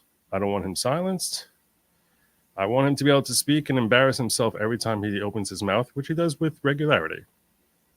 That's my position as with respect to America First, both the movement and conceptually. So I consider myself conceptually just to wrap up, I consider myself to be in opposition to the movement America First because I think that Nick Fuentes would be very gleeful to see my death and the death of everyone I'm related to. I genuinely believe that. Although I sometimes question whether he himself individually is actually a CIA plant. I think there's a lot of red flags that he personally is a CIA plant, but the organization that he helped fund is evil. But as far as the perspective of that we should put American interests before any other interests, no matter who that international interest is, whether like I said, whether it's Israel, Ukraine, Taiwan, or whatever, to the extent that it's helping, that it's protecting American interests, we should, like Taiwan is an interesting question with respect to that. But all this money that we send billions abroad, here, there, all over the place, cut them. That's what I say on that. That's my take on it. I haven't peeked over here in a while. I should peek back over in the ghetto. Got you in the ghetto. I missed this a while ago. Curious Angel said 3 hours after the attempt on Trump's life, Representative Steve Morrow, Colorado, said last thing America needed was sympathy for the devil, but here we are. He has removed his account on X. Goodbye, Steve Morrow. Goodbye.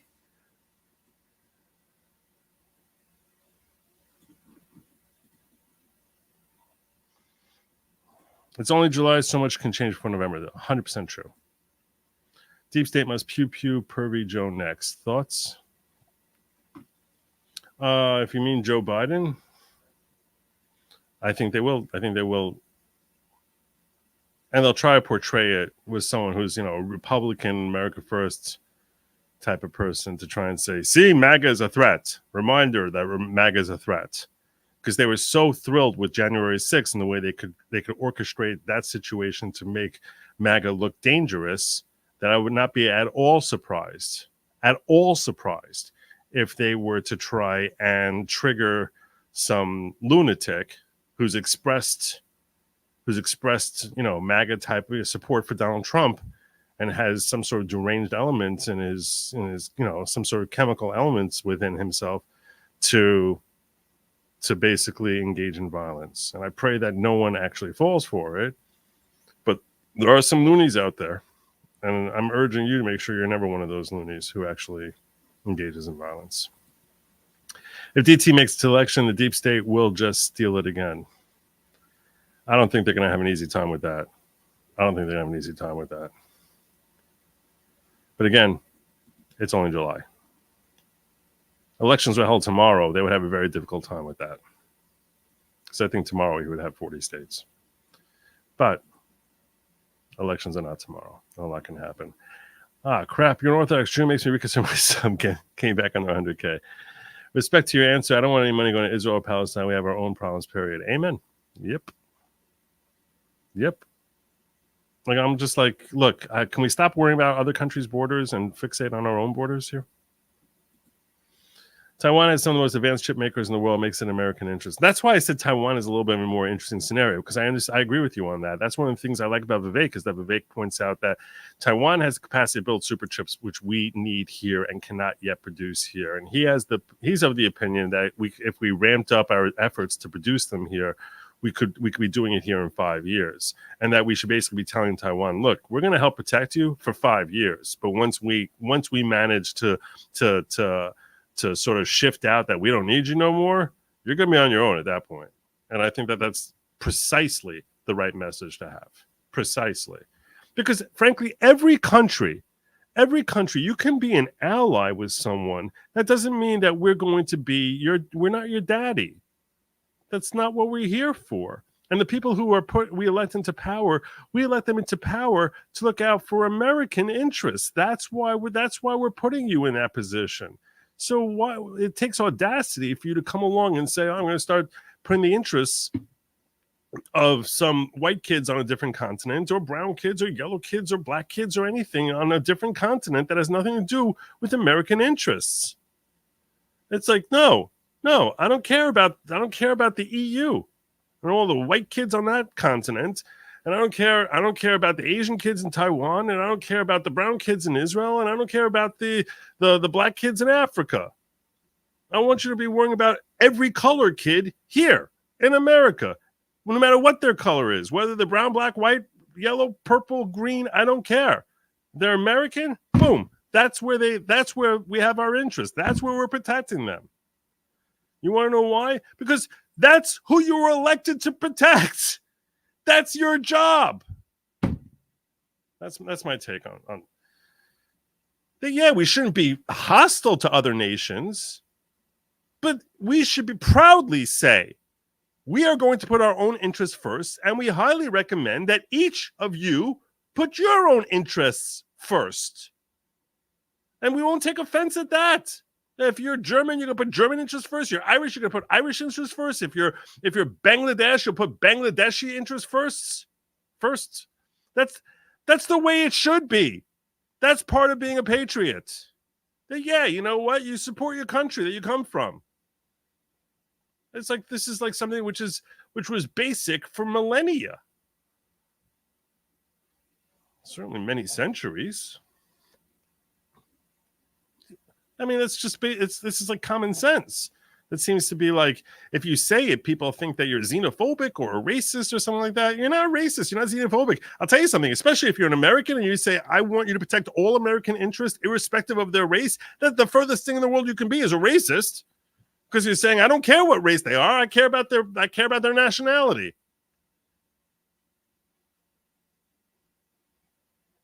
There's nothing wrong with that. That's a healthy way for the world to operate. Jordan B. Peterson, clean your room before judging others. Reducing global intervention would be a good start. Amen, Michael. Amen. Yep. Clean your own friggin' room. Indeed. And I applaud them for that. I applaud them for trying to push out communism from their own countries. We're trying to fight off communism and here on our domestic shores. So I wish them well on that. I think communism is a great evil. I think communism destroys the human spirit. Destroys it. It's destined to make you miserable. It's a formula for misery. If it was a perfect success, if it could work, which it can't, if it could work, its objective is to sap the human spirit of growth. There is a natural human inclination towards making yourself as an individual better, to making your society better. And the objective of communism is just make sure everybody survives, like we're all cattle. Everybody has their health care, everyone has their education, everyone has their house, everyone has whatever, and everyone has their job that's prescriptive for them, literally like cattle. That is the objective of a successful communist country, which is the exact opposite of human nature and how humans can grow and be happy, because you need growth to be happy. Otherwise, you don't feel happiness. That's how we are different from cattle. So it inherently ignores a very essential human need of growth. And that is why communism is so plainly stupid and self-destructive. Because if you could ever manage to do it, which you cannot, and proof is in every country that's failed, but forget about those failures. Just think about it conceptually. But all these people who start screaming, oh, okay, let's how is it fair for someone to have so much money and other people to be living in poverty and starving? It's because if you try setting up this system that you created, you are dooming the very people that you're trying to help, that they might get survival, and they will certainly be miserable. That is slavery. That is slavery. People look at the evils of slavery, and certainly I'm not sitting here trying to whitewash the terrible atrocities of slavery in this country and in every country in the world at some point in history. I'm not trying to whitewash it, okay? So put American slavery aside for a second, okay? Because I'm certainly not looking to get into like some hot button topic there, okay? Let's go back 500 years ago, 1,000 years ago, 2,000 years ago, before anyone was here in having some sort of healthy civilization here on this continent, because frankly, the Native Americans did not have a healthy society. Let's go back 2,000 years ago when slavery was global. Everyone had slaves. You know, many of those slaves were not beaten, were not abused, were not tortured, were not in any sort of like, you know, daily impairment and being whipped but many people actually signed up to be slaves. I'm not trying to advance that slavery is a positive thing. Quite the contrary. I'm saying slavery is a terrible thing in the sense that as a slave, they would get food and shelter and whatever, and they would take care of their lord. That is not a happy life. Even that is not a happy life. That is a miserable life. And that is what communism aims to do, to make an entire populace slaves to their government. Tell me. So yeah, and you know, and a slave in a healthy slave-master relationship 2,000 years ago had their needs met. Their basic needs were met. They just had no freedom, no independence, and no ability for personal growth at all. So they basically were like, you know, some worker bee in a hive. And this is your function. You're the slave who's going to take care of the laundry. You're the slave who's going to work in the field. You're the slave who's going to do this or that. You know, who's going to wait on the mistress of the house. I mean, that's what slavery was for thousands of years. And the reason it's a terrible evil, even in that setting, is because all those people are deprived of basic humanity, of the ability to grow and become something. And that is what communism aims for an entire population. If it works, if it's successful, which it never is. But even if it worked, it would be disastrous for every person living under that system. Disastrous. So you sit there thinking like, I'm going to be so kind and worry about these people who are starving in the streets, so I can make sure they have an education, they have healthcare, and they have food, and they have their basic needs met while depriving them of any opportunity to actually be human rather than cattle.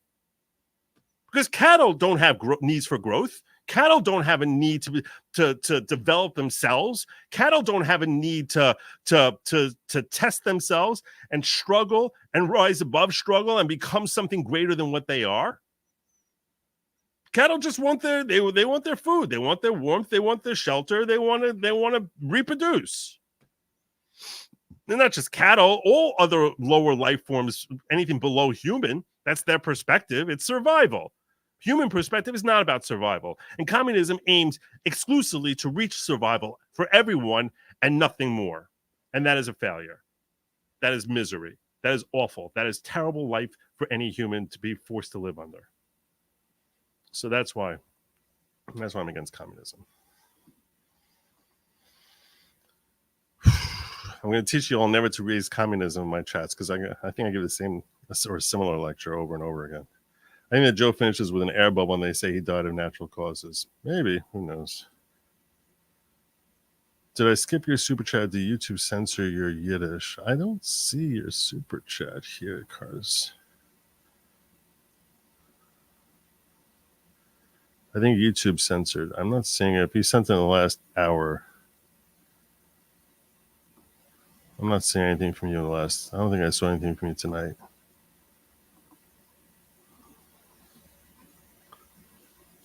Yeah, it was YouTube. All right, I got a lot more ground to cover. So people are trying to speculate about this shooting and what we should make out of it and what weirdness we have. So let's look at some more weirdness here.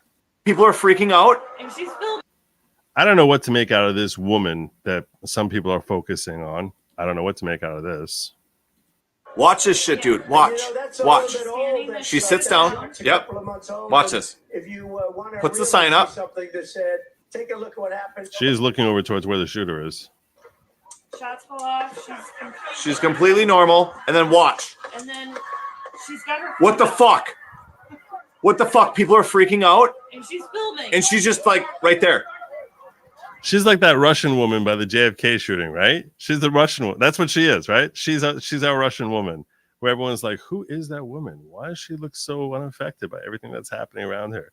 If you haven't checked the Zapruder films, which was the filming of JFK getting shot, there's this woman who looks like she's dressed like a Russian, who's just like walking along as if not a care in the world, and she's referred to as the Russian woman. And that's what this woman is. Everyone's like, what is happening with her? She's not even freaking the fuck. Watch this shit, dude. Watch. Watch. She sits down. Yep. Watch this. If you want to Puts the sign up. something that said, take a look at what happened. Shots fall off. She's completely normal. And then watch. And then she's got her. What the fuck? What the fuck? People are freaking out. And she's filming. And she's just like right there. She's not even freaking the fuck. Watch this shit, dude. Watch. I don't know.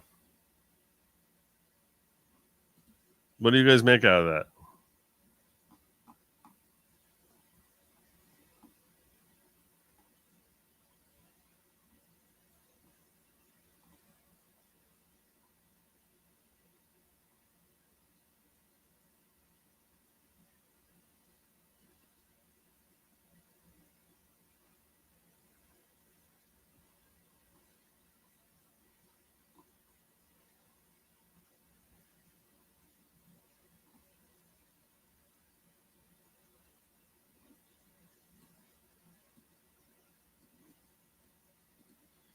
I don't know.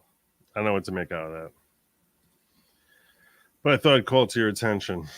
What do I have next here? I got like 6 more clips here, and some of them are long, I think. What was this about?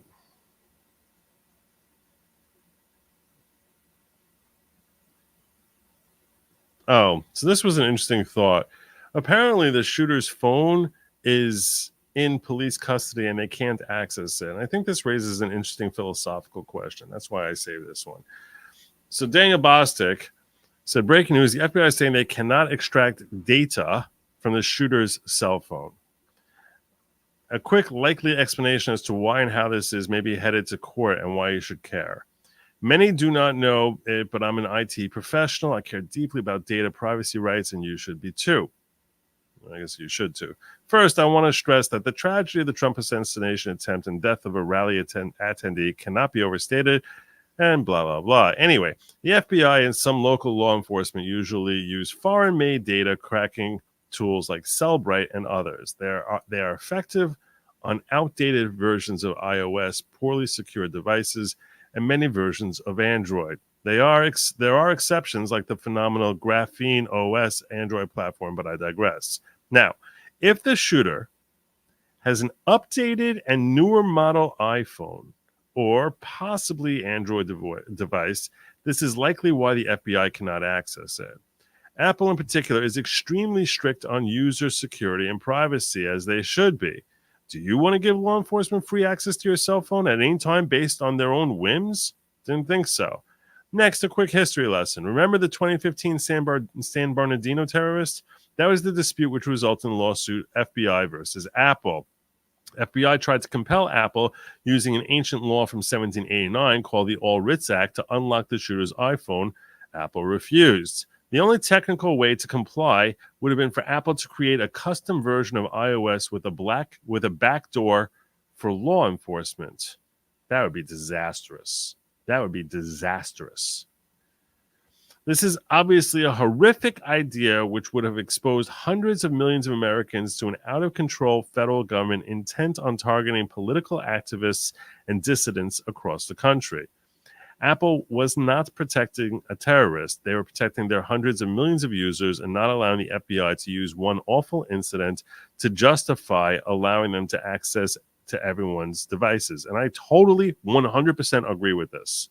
I don't want Apple giving access to the FBI or the feds.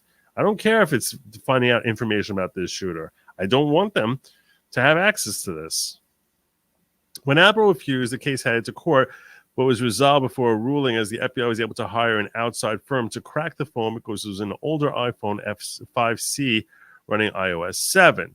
Newer iPhones and versions of iOS are currently nearly uncrackable due to massive increases in security using technology like AES 256, Secure Enclave, per-file encryption, and more. Android is making quick gains to lock down their devices as well.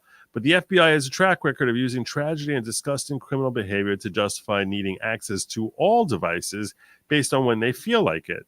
They don't care about your fundamental right to privacy and have fought to destroy it for years. Totally true. Totally agree with him.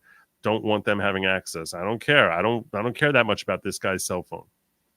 In the end, this dispute may well wind up going to court unless they find an alternative way to unlock the shooter's iPhone or Android device. If this is the case, I pray that Apple likely and Google less likely stand their ground and protect the privacy rights of all their users. Totally agree with him. Do any of you disagree with that?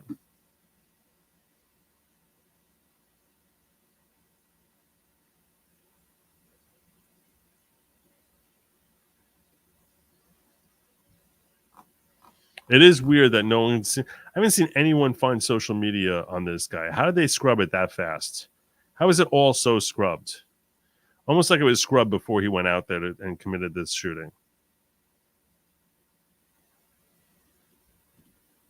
It's very weird. Yeah, I'm definitely not using that.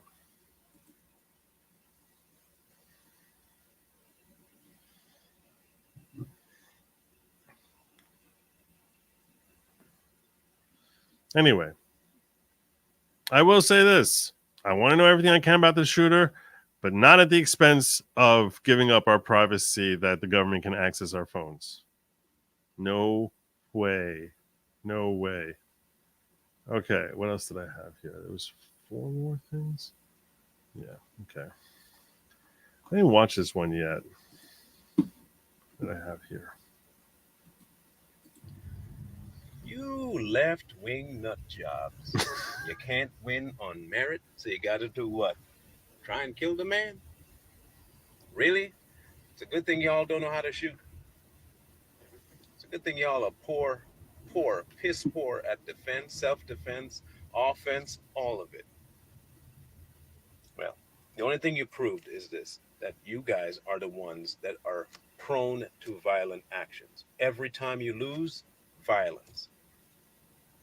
But we're the extremists, right? We are the ones that are extremists. That's kind of odd. That's really odd. Last time I checked, when the man you took a shot at today won in 16, y'all burned and rioted. When you don't get your way, you burn and riot. When something happens to one of your felons, you burn and riot. He got indicted 34 times, and we didn't do a single bit of looting, rioting, or burning. Yep. This is certainly proof that you guys are the violent ones. And if there is anyone capable of local terroristic acts, it's you people. Look at that. Look at that. I didn't watch that all the way through the first time through. I just started watching it, and I was like, oh, I'll put this one. I'll bring this up on stream. Let's hear from Candace. I haven't heard from her in a while. I started watching this, and you saw I got about halfway through. But let's see what she had to say on this. I've got to be kidding me. Let me say something right now. Something about her, is kind of comical. She gets very dramatic very quickly. Take this to the bank, okay? That person was allowed to scale that roof, okay? I am not some individual who's trying to assess situation and had never been around the president of the United States. While Trump was in office, okay, was around him a lot. And let me tell you something. The Secret Service, there is no person that can get around the perimeter of the Secret Service where Donald Trump is without them being aware of it. I am not kidding when I say that my husband once almost got shot by the Secret Service because he came down a staircase. I was speaking at the NRA, and he snaked in and came down, and they didn't know who he was. And they were like, freeze. Like, we will shoot you right now. So you're telling me that guy walked up and was trying to get the attention. The Secret Service saw him, and he's pointing, and he's saying, this guy's got a gun, and they're pretending they don't know what's going on. I mean, am I crazy? Do you guys actually believe this was a failure in intelligence? All of these Secret Service agents crawling around, and you don't think just what that guy said, that is common sense, okay? They're trying to now tell us that common sense is a conspiracy. That is the new thing that they're trying to tell the public. Common sense is a conspiracy. That's not a new thing. We've been hearing that since 2020. Since 2020, common sense was a conspiracy. I mean, this guy was able to walk up with a rifle in his hand and scale a roof, and you don't think the Secret Service And let me tell you, they get there days before. Let me tell you how a security apparatus is supposed to run. Days before, they get in and they look at every possible angle in which somebody could hurt the president, okay? And I'm not even talking about once you get to the Secret Service. I'm talking about if you just have security in general. Before you speak, they will go, okay, this is the stage. Okay, let me tell you, that right there is a problem. They'll mark that as a spot. That right there is a problem. We need to know who this person is. They'll knock on doors, okay? They got to figure out every possible angle that any individual could potentially get on a roof, because you know what? This has happened in the past. People have been shot from roofs. People have been shot from windows. There was a 0% chance that some random person with a rifle was able to scale a roof, unless there was just an unbelievable failure in intelligence. And you want to know why it's unbelievable? Because I don't effing believe it. I don't believe it. I want the names of the Secret Service agents that allowed this remarkable security failure to go down. Because I don't believe this. I'm done with this. I don't believe this, not for 1 second. Having been around the president, having literally almost watched my husband get shot because he came down the wrong set of stairs at the NRA, screaming at him. And I jump in front of someone like, don't shoot him. That's my husband. And you're telling me they knew he was going to speak and they weren't worried about the roofs? A roof with an angle to shoot the president. This guy says 50 yards away. He watched this. You have. Well, it was 120 yards away, but same point. So Candace isn't having it. She's not having it. She's not accepting it. Oh, this I don't need. All right. What's this? Covered him already.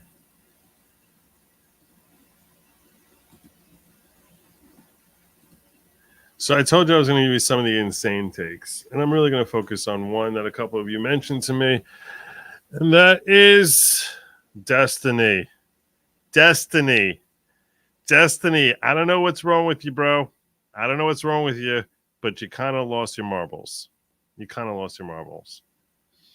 Check this out.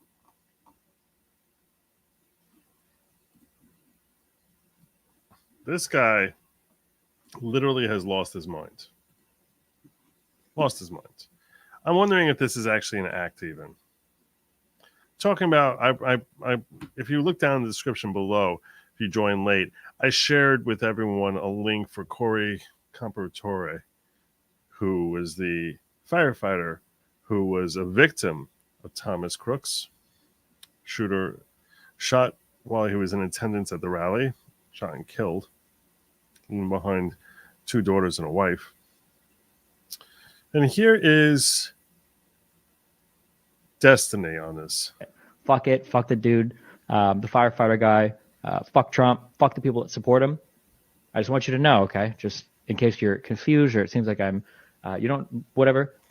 If one of you were in the crowd and you're a conservative fan of mine and you end up, getting blown away or whatever the fuck, I'm making fun of you the next day on Twitter. I am 100%.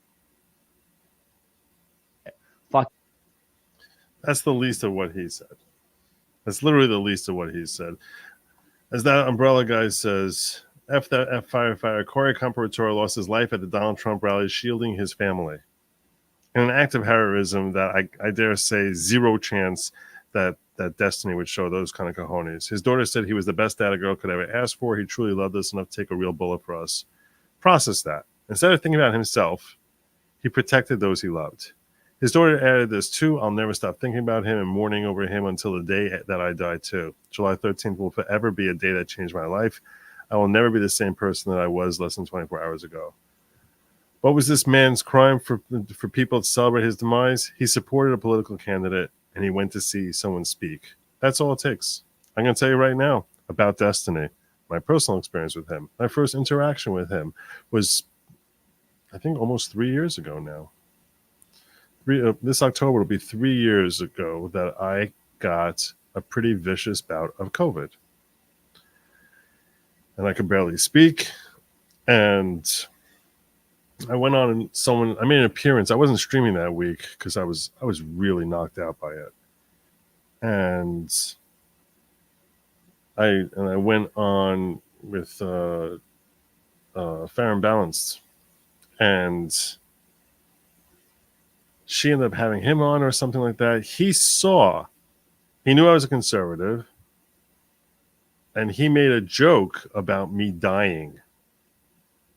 That it would be like hilarious if like I was one of those people who like was against various treatments which were very popular or mandates related to them. Not talking about anything. I'm not giving medical advice because I don't give medical advice. I don't know what medicine is. So YouTube wants me to tell you I'm not a doctor because I'm not a doctor. And you should not be taking any medical advice from me because I'm not giving you medical advice because I don't even know what medicine is. You should not be taking medical advice from me or from anyone on social media. You should talk to your doctor about what treatments are right for you. But he thought it was hilarious, the idea that I might die. So that was my introduction to Destiny. That was my introduction to him. This guy, who on Twitter is known as the Omni-Liberal, has had a field day of basically clownish, insane takes. I'm not going to go through his videos because I don't have the patience for it. I'm going to share with you some of the things that this guy has been saying today.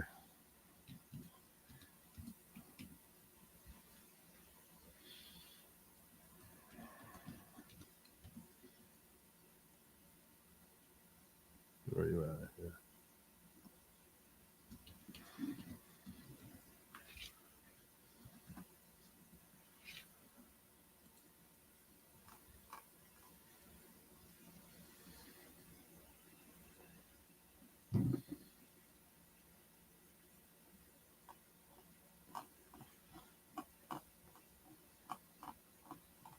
Let's go through his timeline over the last 24 hours.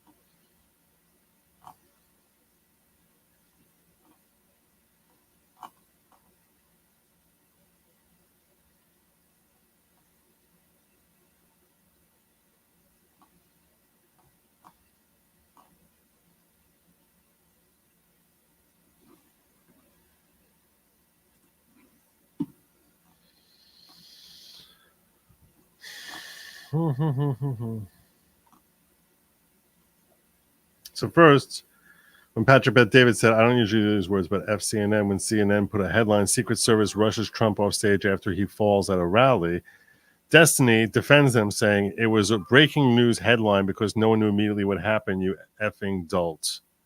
Then if you don't know what happened, you don't report that. That's ridiculous. What the hell does that even mean?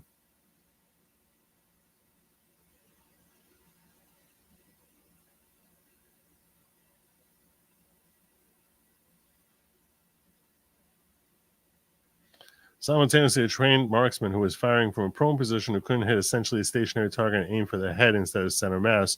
What a great conspiracy you got there. Well, center mass probably had a vest on, so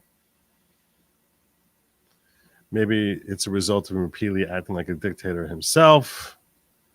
Responding to Tulsi Gabbard, saying the assassination attempt on President Trump is logical consequence of repeatedly comparing him to Adolf. After all, if Trump truly was Adolf, wasn't it Adolf? Wouldn't it be their moral duty to assassinate him? Maybe it's a result of him repeatedly acting like a dictator instead. Really? How did that happen? When did that happen? Did he silence his opponents? Did he charge them with crimes, with made up ridiculous bogus crimes that you seem to think were completely legitimate? Kat Canada said, despite this tweet, the left is still saying he incited insurrection. Donald Trump incited an insurrection and it was granted full criminal immunity for possibly office involvement. I have zero sympathy for anything that happens to him. Incited insurrection. Oh, it's an insurrection. Lord. Constant Kiss said, this is what you call what your soul in TS looks like. Quote, when he was quoting the Omni-Liberal saying, a person in a crowd cheering for and surrounding a traitor to this country caught astray. I'm so sad. Please. That's what he said. I'm so sad that a person in a crowd cheering for and supporting a traitor to this country. You're a traitor to this country. What makes him a traitor? So someone's supporting you and they get blown away. So we should all cheer for that also by your logic. Stupid. I think you're a traitor to this country, Destiny. You're an effing hack. Did you not see a crowd of people chanting to hang Pence? Did you not see crowds of people bashing in the heads of our state capitol police? They were not bashing in their heads, and they were actually being stopped. The crowds around them were saying, stop it, don't harm them. Which videos did you watch, Kat? There were ones where Donald Trump was telling a crowd of people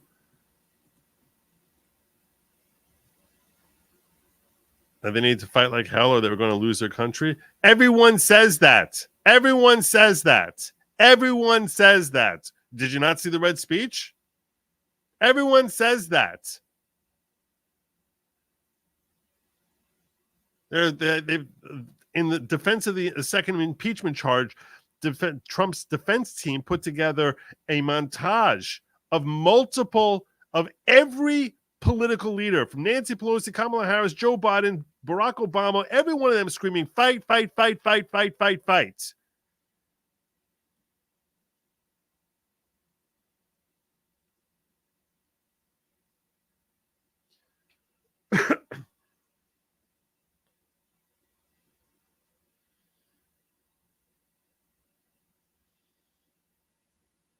Cancerous rot that's destroying you. You're destroying your own country with your ridiculous takes. Oh no, I won't go sit on a show where you moderate by invoking your Ukrainian family to lie about the state of the war or to shill effing Russian talking points. Everyone says Russian disinformation. It's Russian disinformation. Apparently he joined Cat Canada, who I don't know who Cat Canada is, but apparently she hosted a space. She apparently has a social media platform.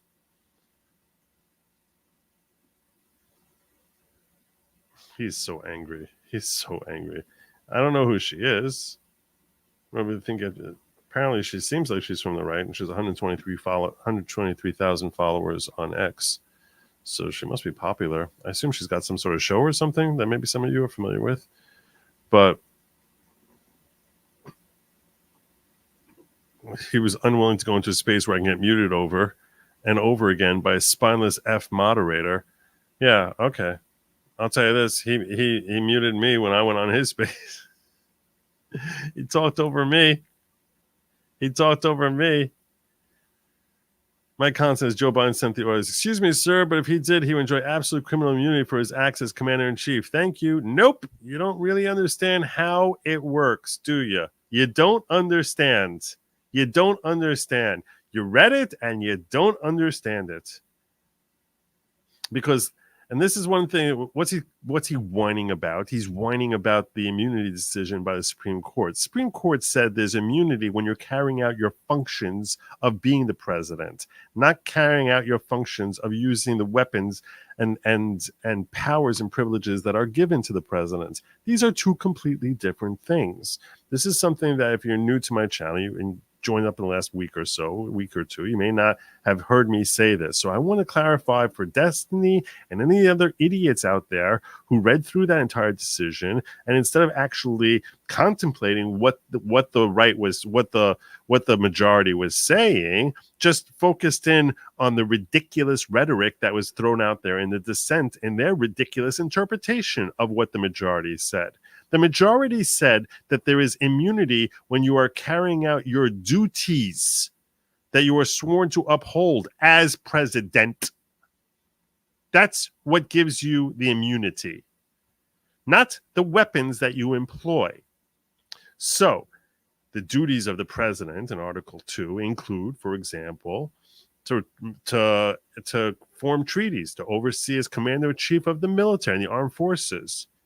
So, that's not designed to use your armed forces to destroy your political enemies, but to protect the country from foreign invaders.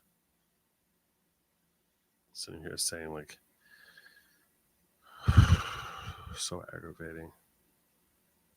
I blame the dissent for the way they worded it because it made those who have done it, who suffer most egregiously from Dunning-Kruger, think that they actually understand what the majority was saying there. The point being that if Barack Obama drone strikes an American in a foreign country because he does a crap job it's in trying to figure out where his enemies are, he cannot be held accountable. Why? Because the objective he's looking for is to secure the United States, to secure the safety and security of the United States, which is his charge, his duty, his obligation. That does not mean that if he decides that he wants to, that he's angry at someone who cut him off on the highway and he says, hey, go blow up that car there, that he would have immunity because, oh, he told a colonel and the colonel he's a commander-in-chief. That's not what that means, because the objective is not to maintain the safety and security of our nation. So there are duties that the president has, and in order to enable him to carry out those duties, he has certain unique things, unique weapons at his disposal, including the military. Another weapon he has is the pardon power. So I don't mean weapons literally. I mean that he has various assets at his disposal that are designed to enable to help him effectuate his duties as president of the United States. So here are his duties, and here are his different assets at his disposal, including the armed forces. Does this mean that or the pardon power? Does this mean that he has, that anytime he's employing any of these things that he's automatically exempt? No, that is not what the majority said. They said if his objective is to carry out his function, we're not going to allow you to question him and hold him criminally liable.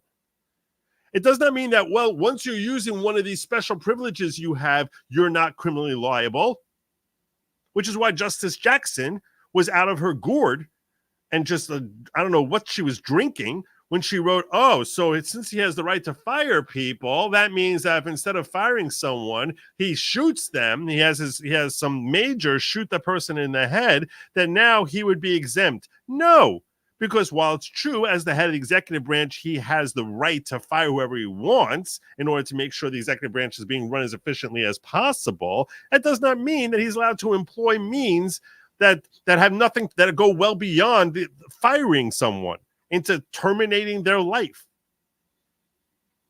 But this convoluted, twisted, ridiculous way of interpreting that decision, which is certainly not at all what it says, means, or how it will actually be applied going forward, is something that Dunning-Kruger morons like Destiny sits here espousing off and saying things like, well, it'd be criminal immunity for his ex-community chief if he sent orders to go kill Trump.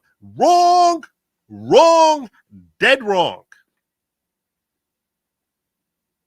Doofus.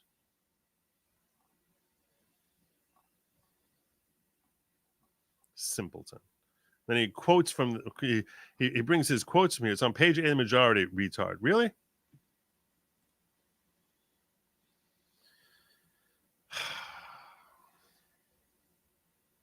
Congress cannot act and courts cannot examine the president's actions with its conclusive and preclusive constitutional authority. His authority to get to attain a certain objective. It follows that an act of Congress, either a specific one targeted at the president or a general applicable one, may not criminalize the president's actions within his exclusive constitutional power. That's right.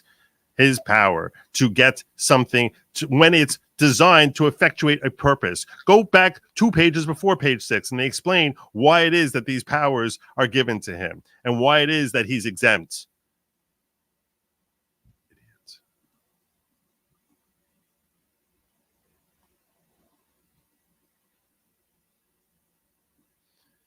But he was going on and on.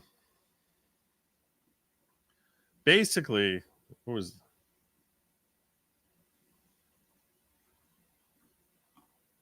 This isn't what I wanted.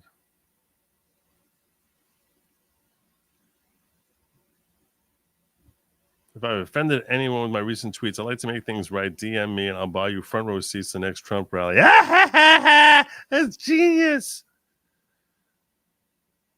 Where was it? What was the main one?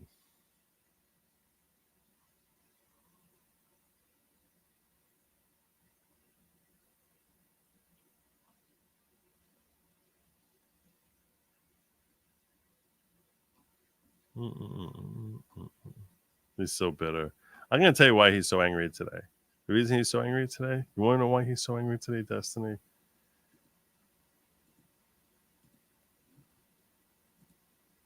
It's because of stuff like this. Where am I?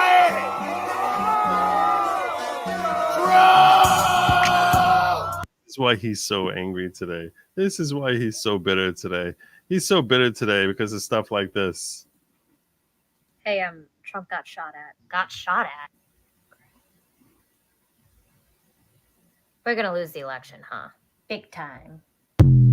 That's why he's so upset. That's why he's so bitter. That's why he's so angry.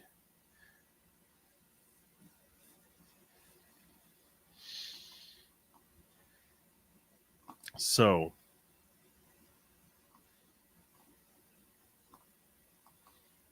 not because his wife is regularly railroaded, but he's sitting here trying to be as crass as possible and figure, oh, I'll get engagement. And someone says, this is the hill you want to die on. Or this post violated the X rules. And he said, don't you mean bleachers?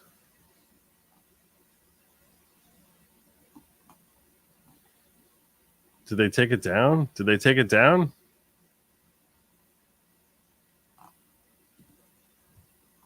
They did take it down.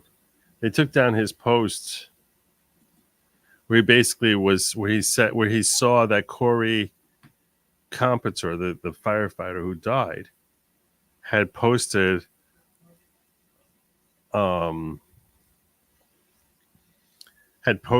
he had seen a meme which said, these 4 people are in a fire, which one do you save?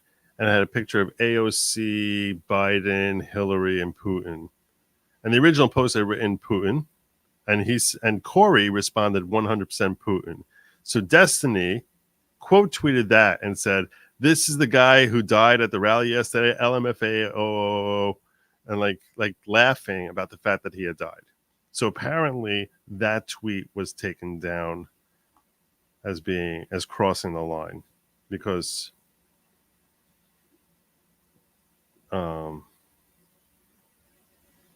yeah, whatever. Anyway, so but if you see people getting triggered, you see people who are trying to trigger you with their statements and insensitivity, saying their insensitive statements and showing their crassness, do not let it bother you.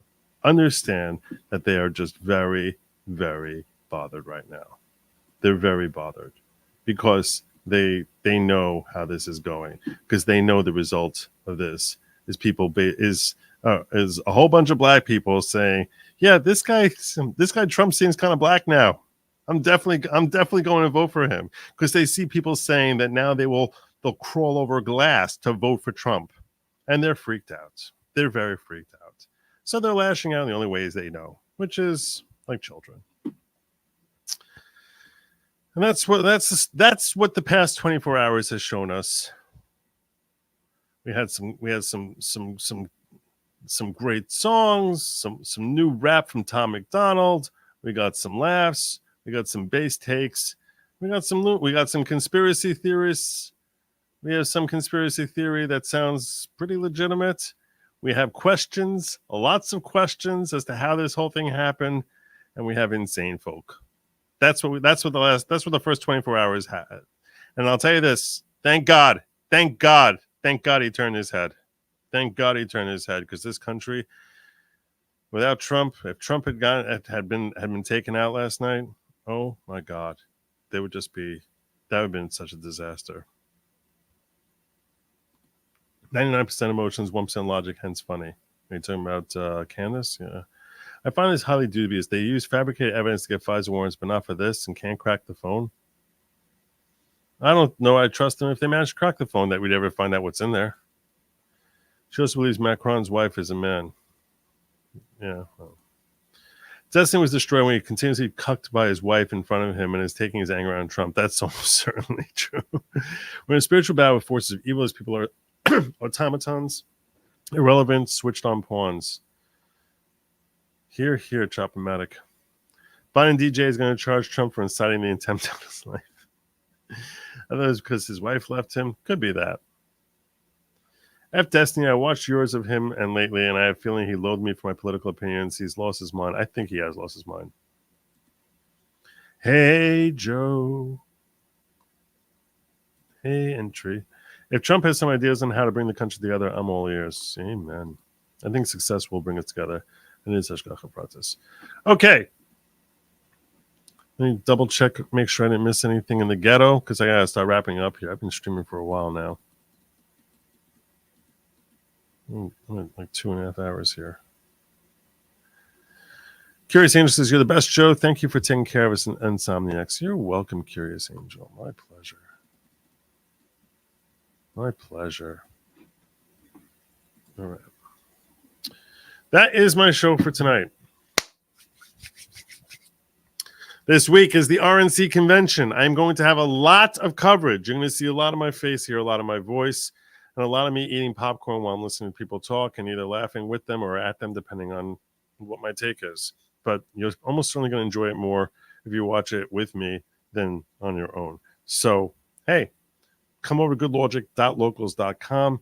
If you hang out over there, you get to find out exactly when and where I'll be. And sometimes it's going to be on X. Sometimes it's going to be here on YouTube or Rumble. Sometimes I'll actually do some locals. I'm going to have to do some locals this week also. And while you're here, sub up. That's what they say. Sub up. I thank you all for joining me. I'm heading off to sleep. Good night to you all. Don't eat the box. Don't eat the box. And as always, Godspeed.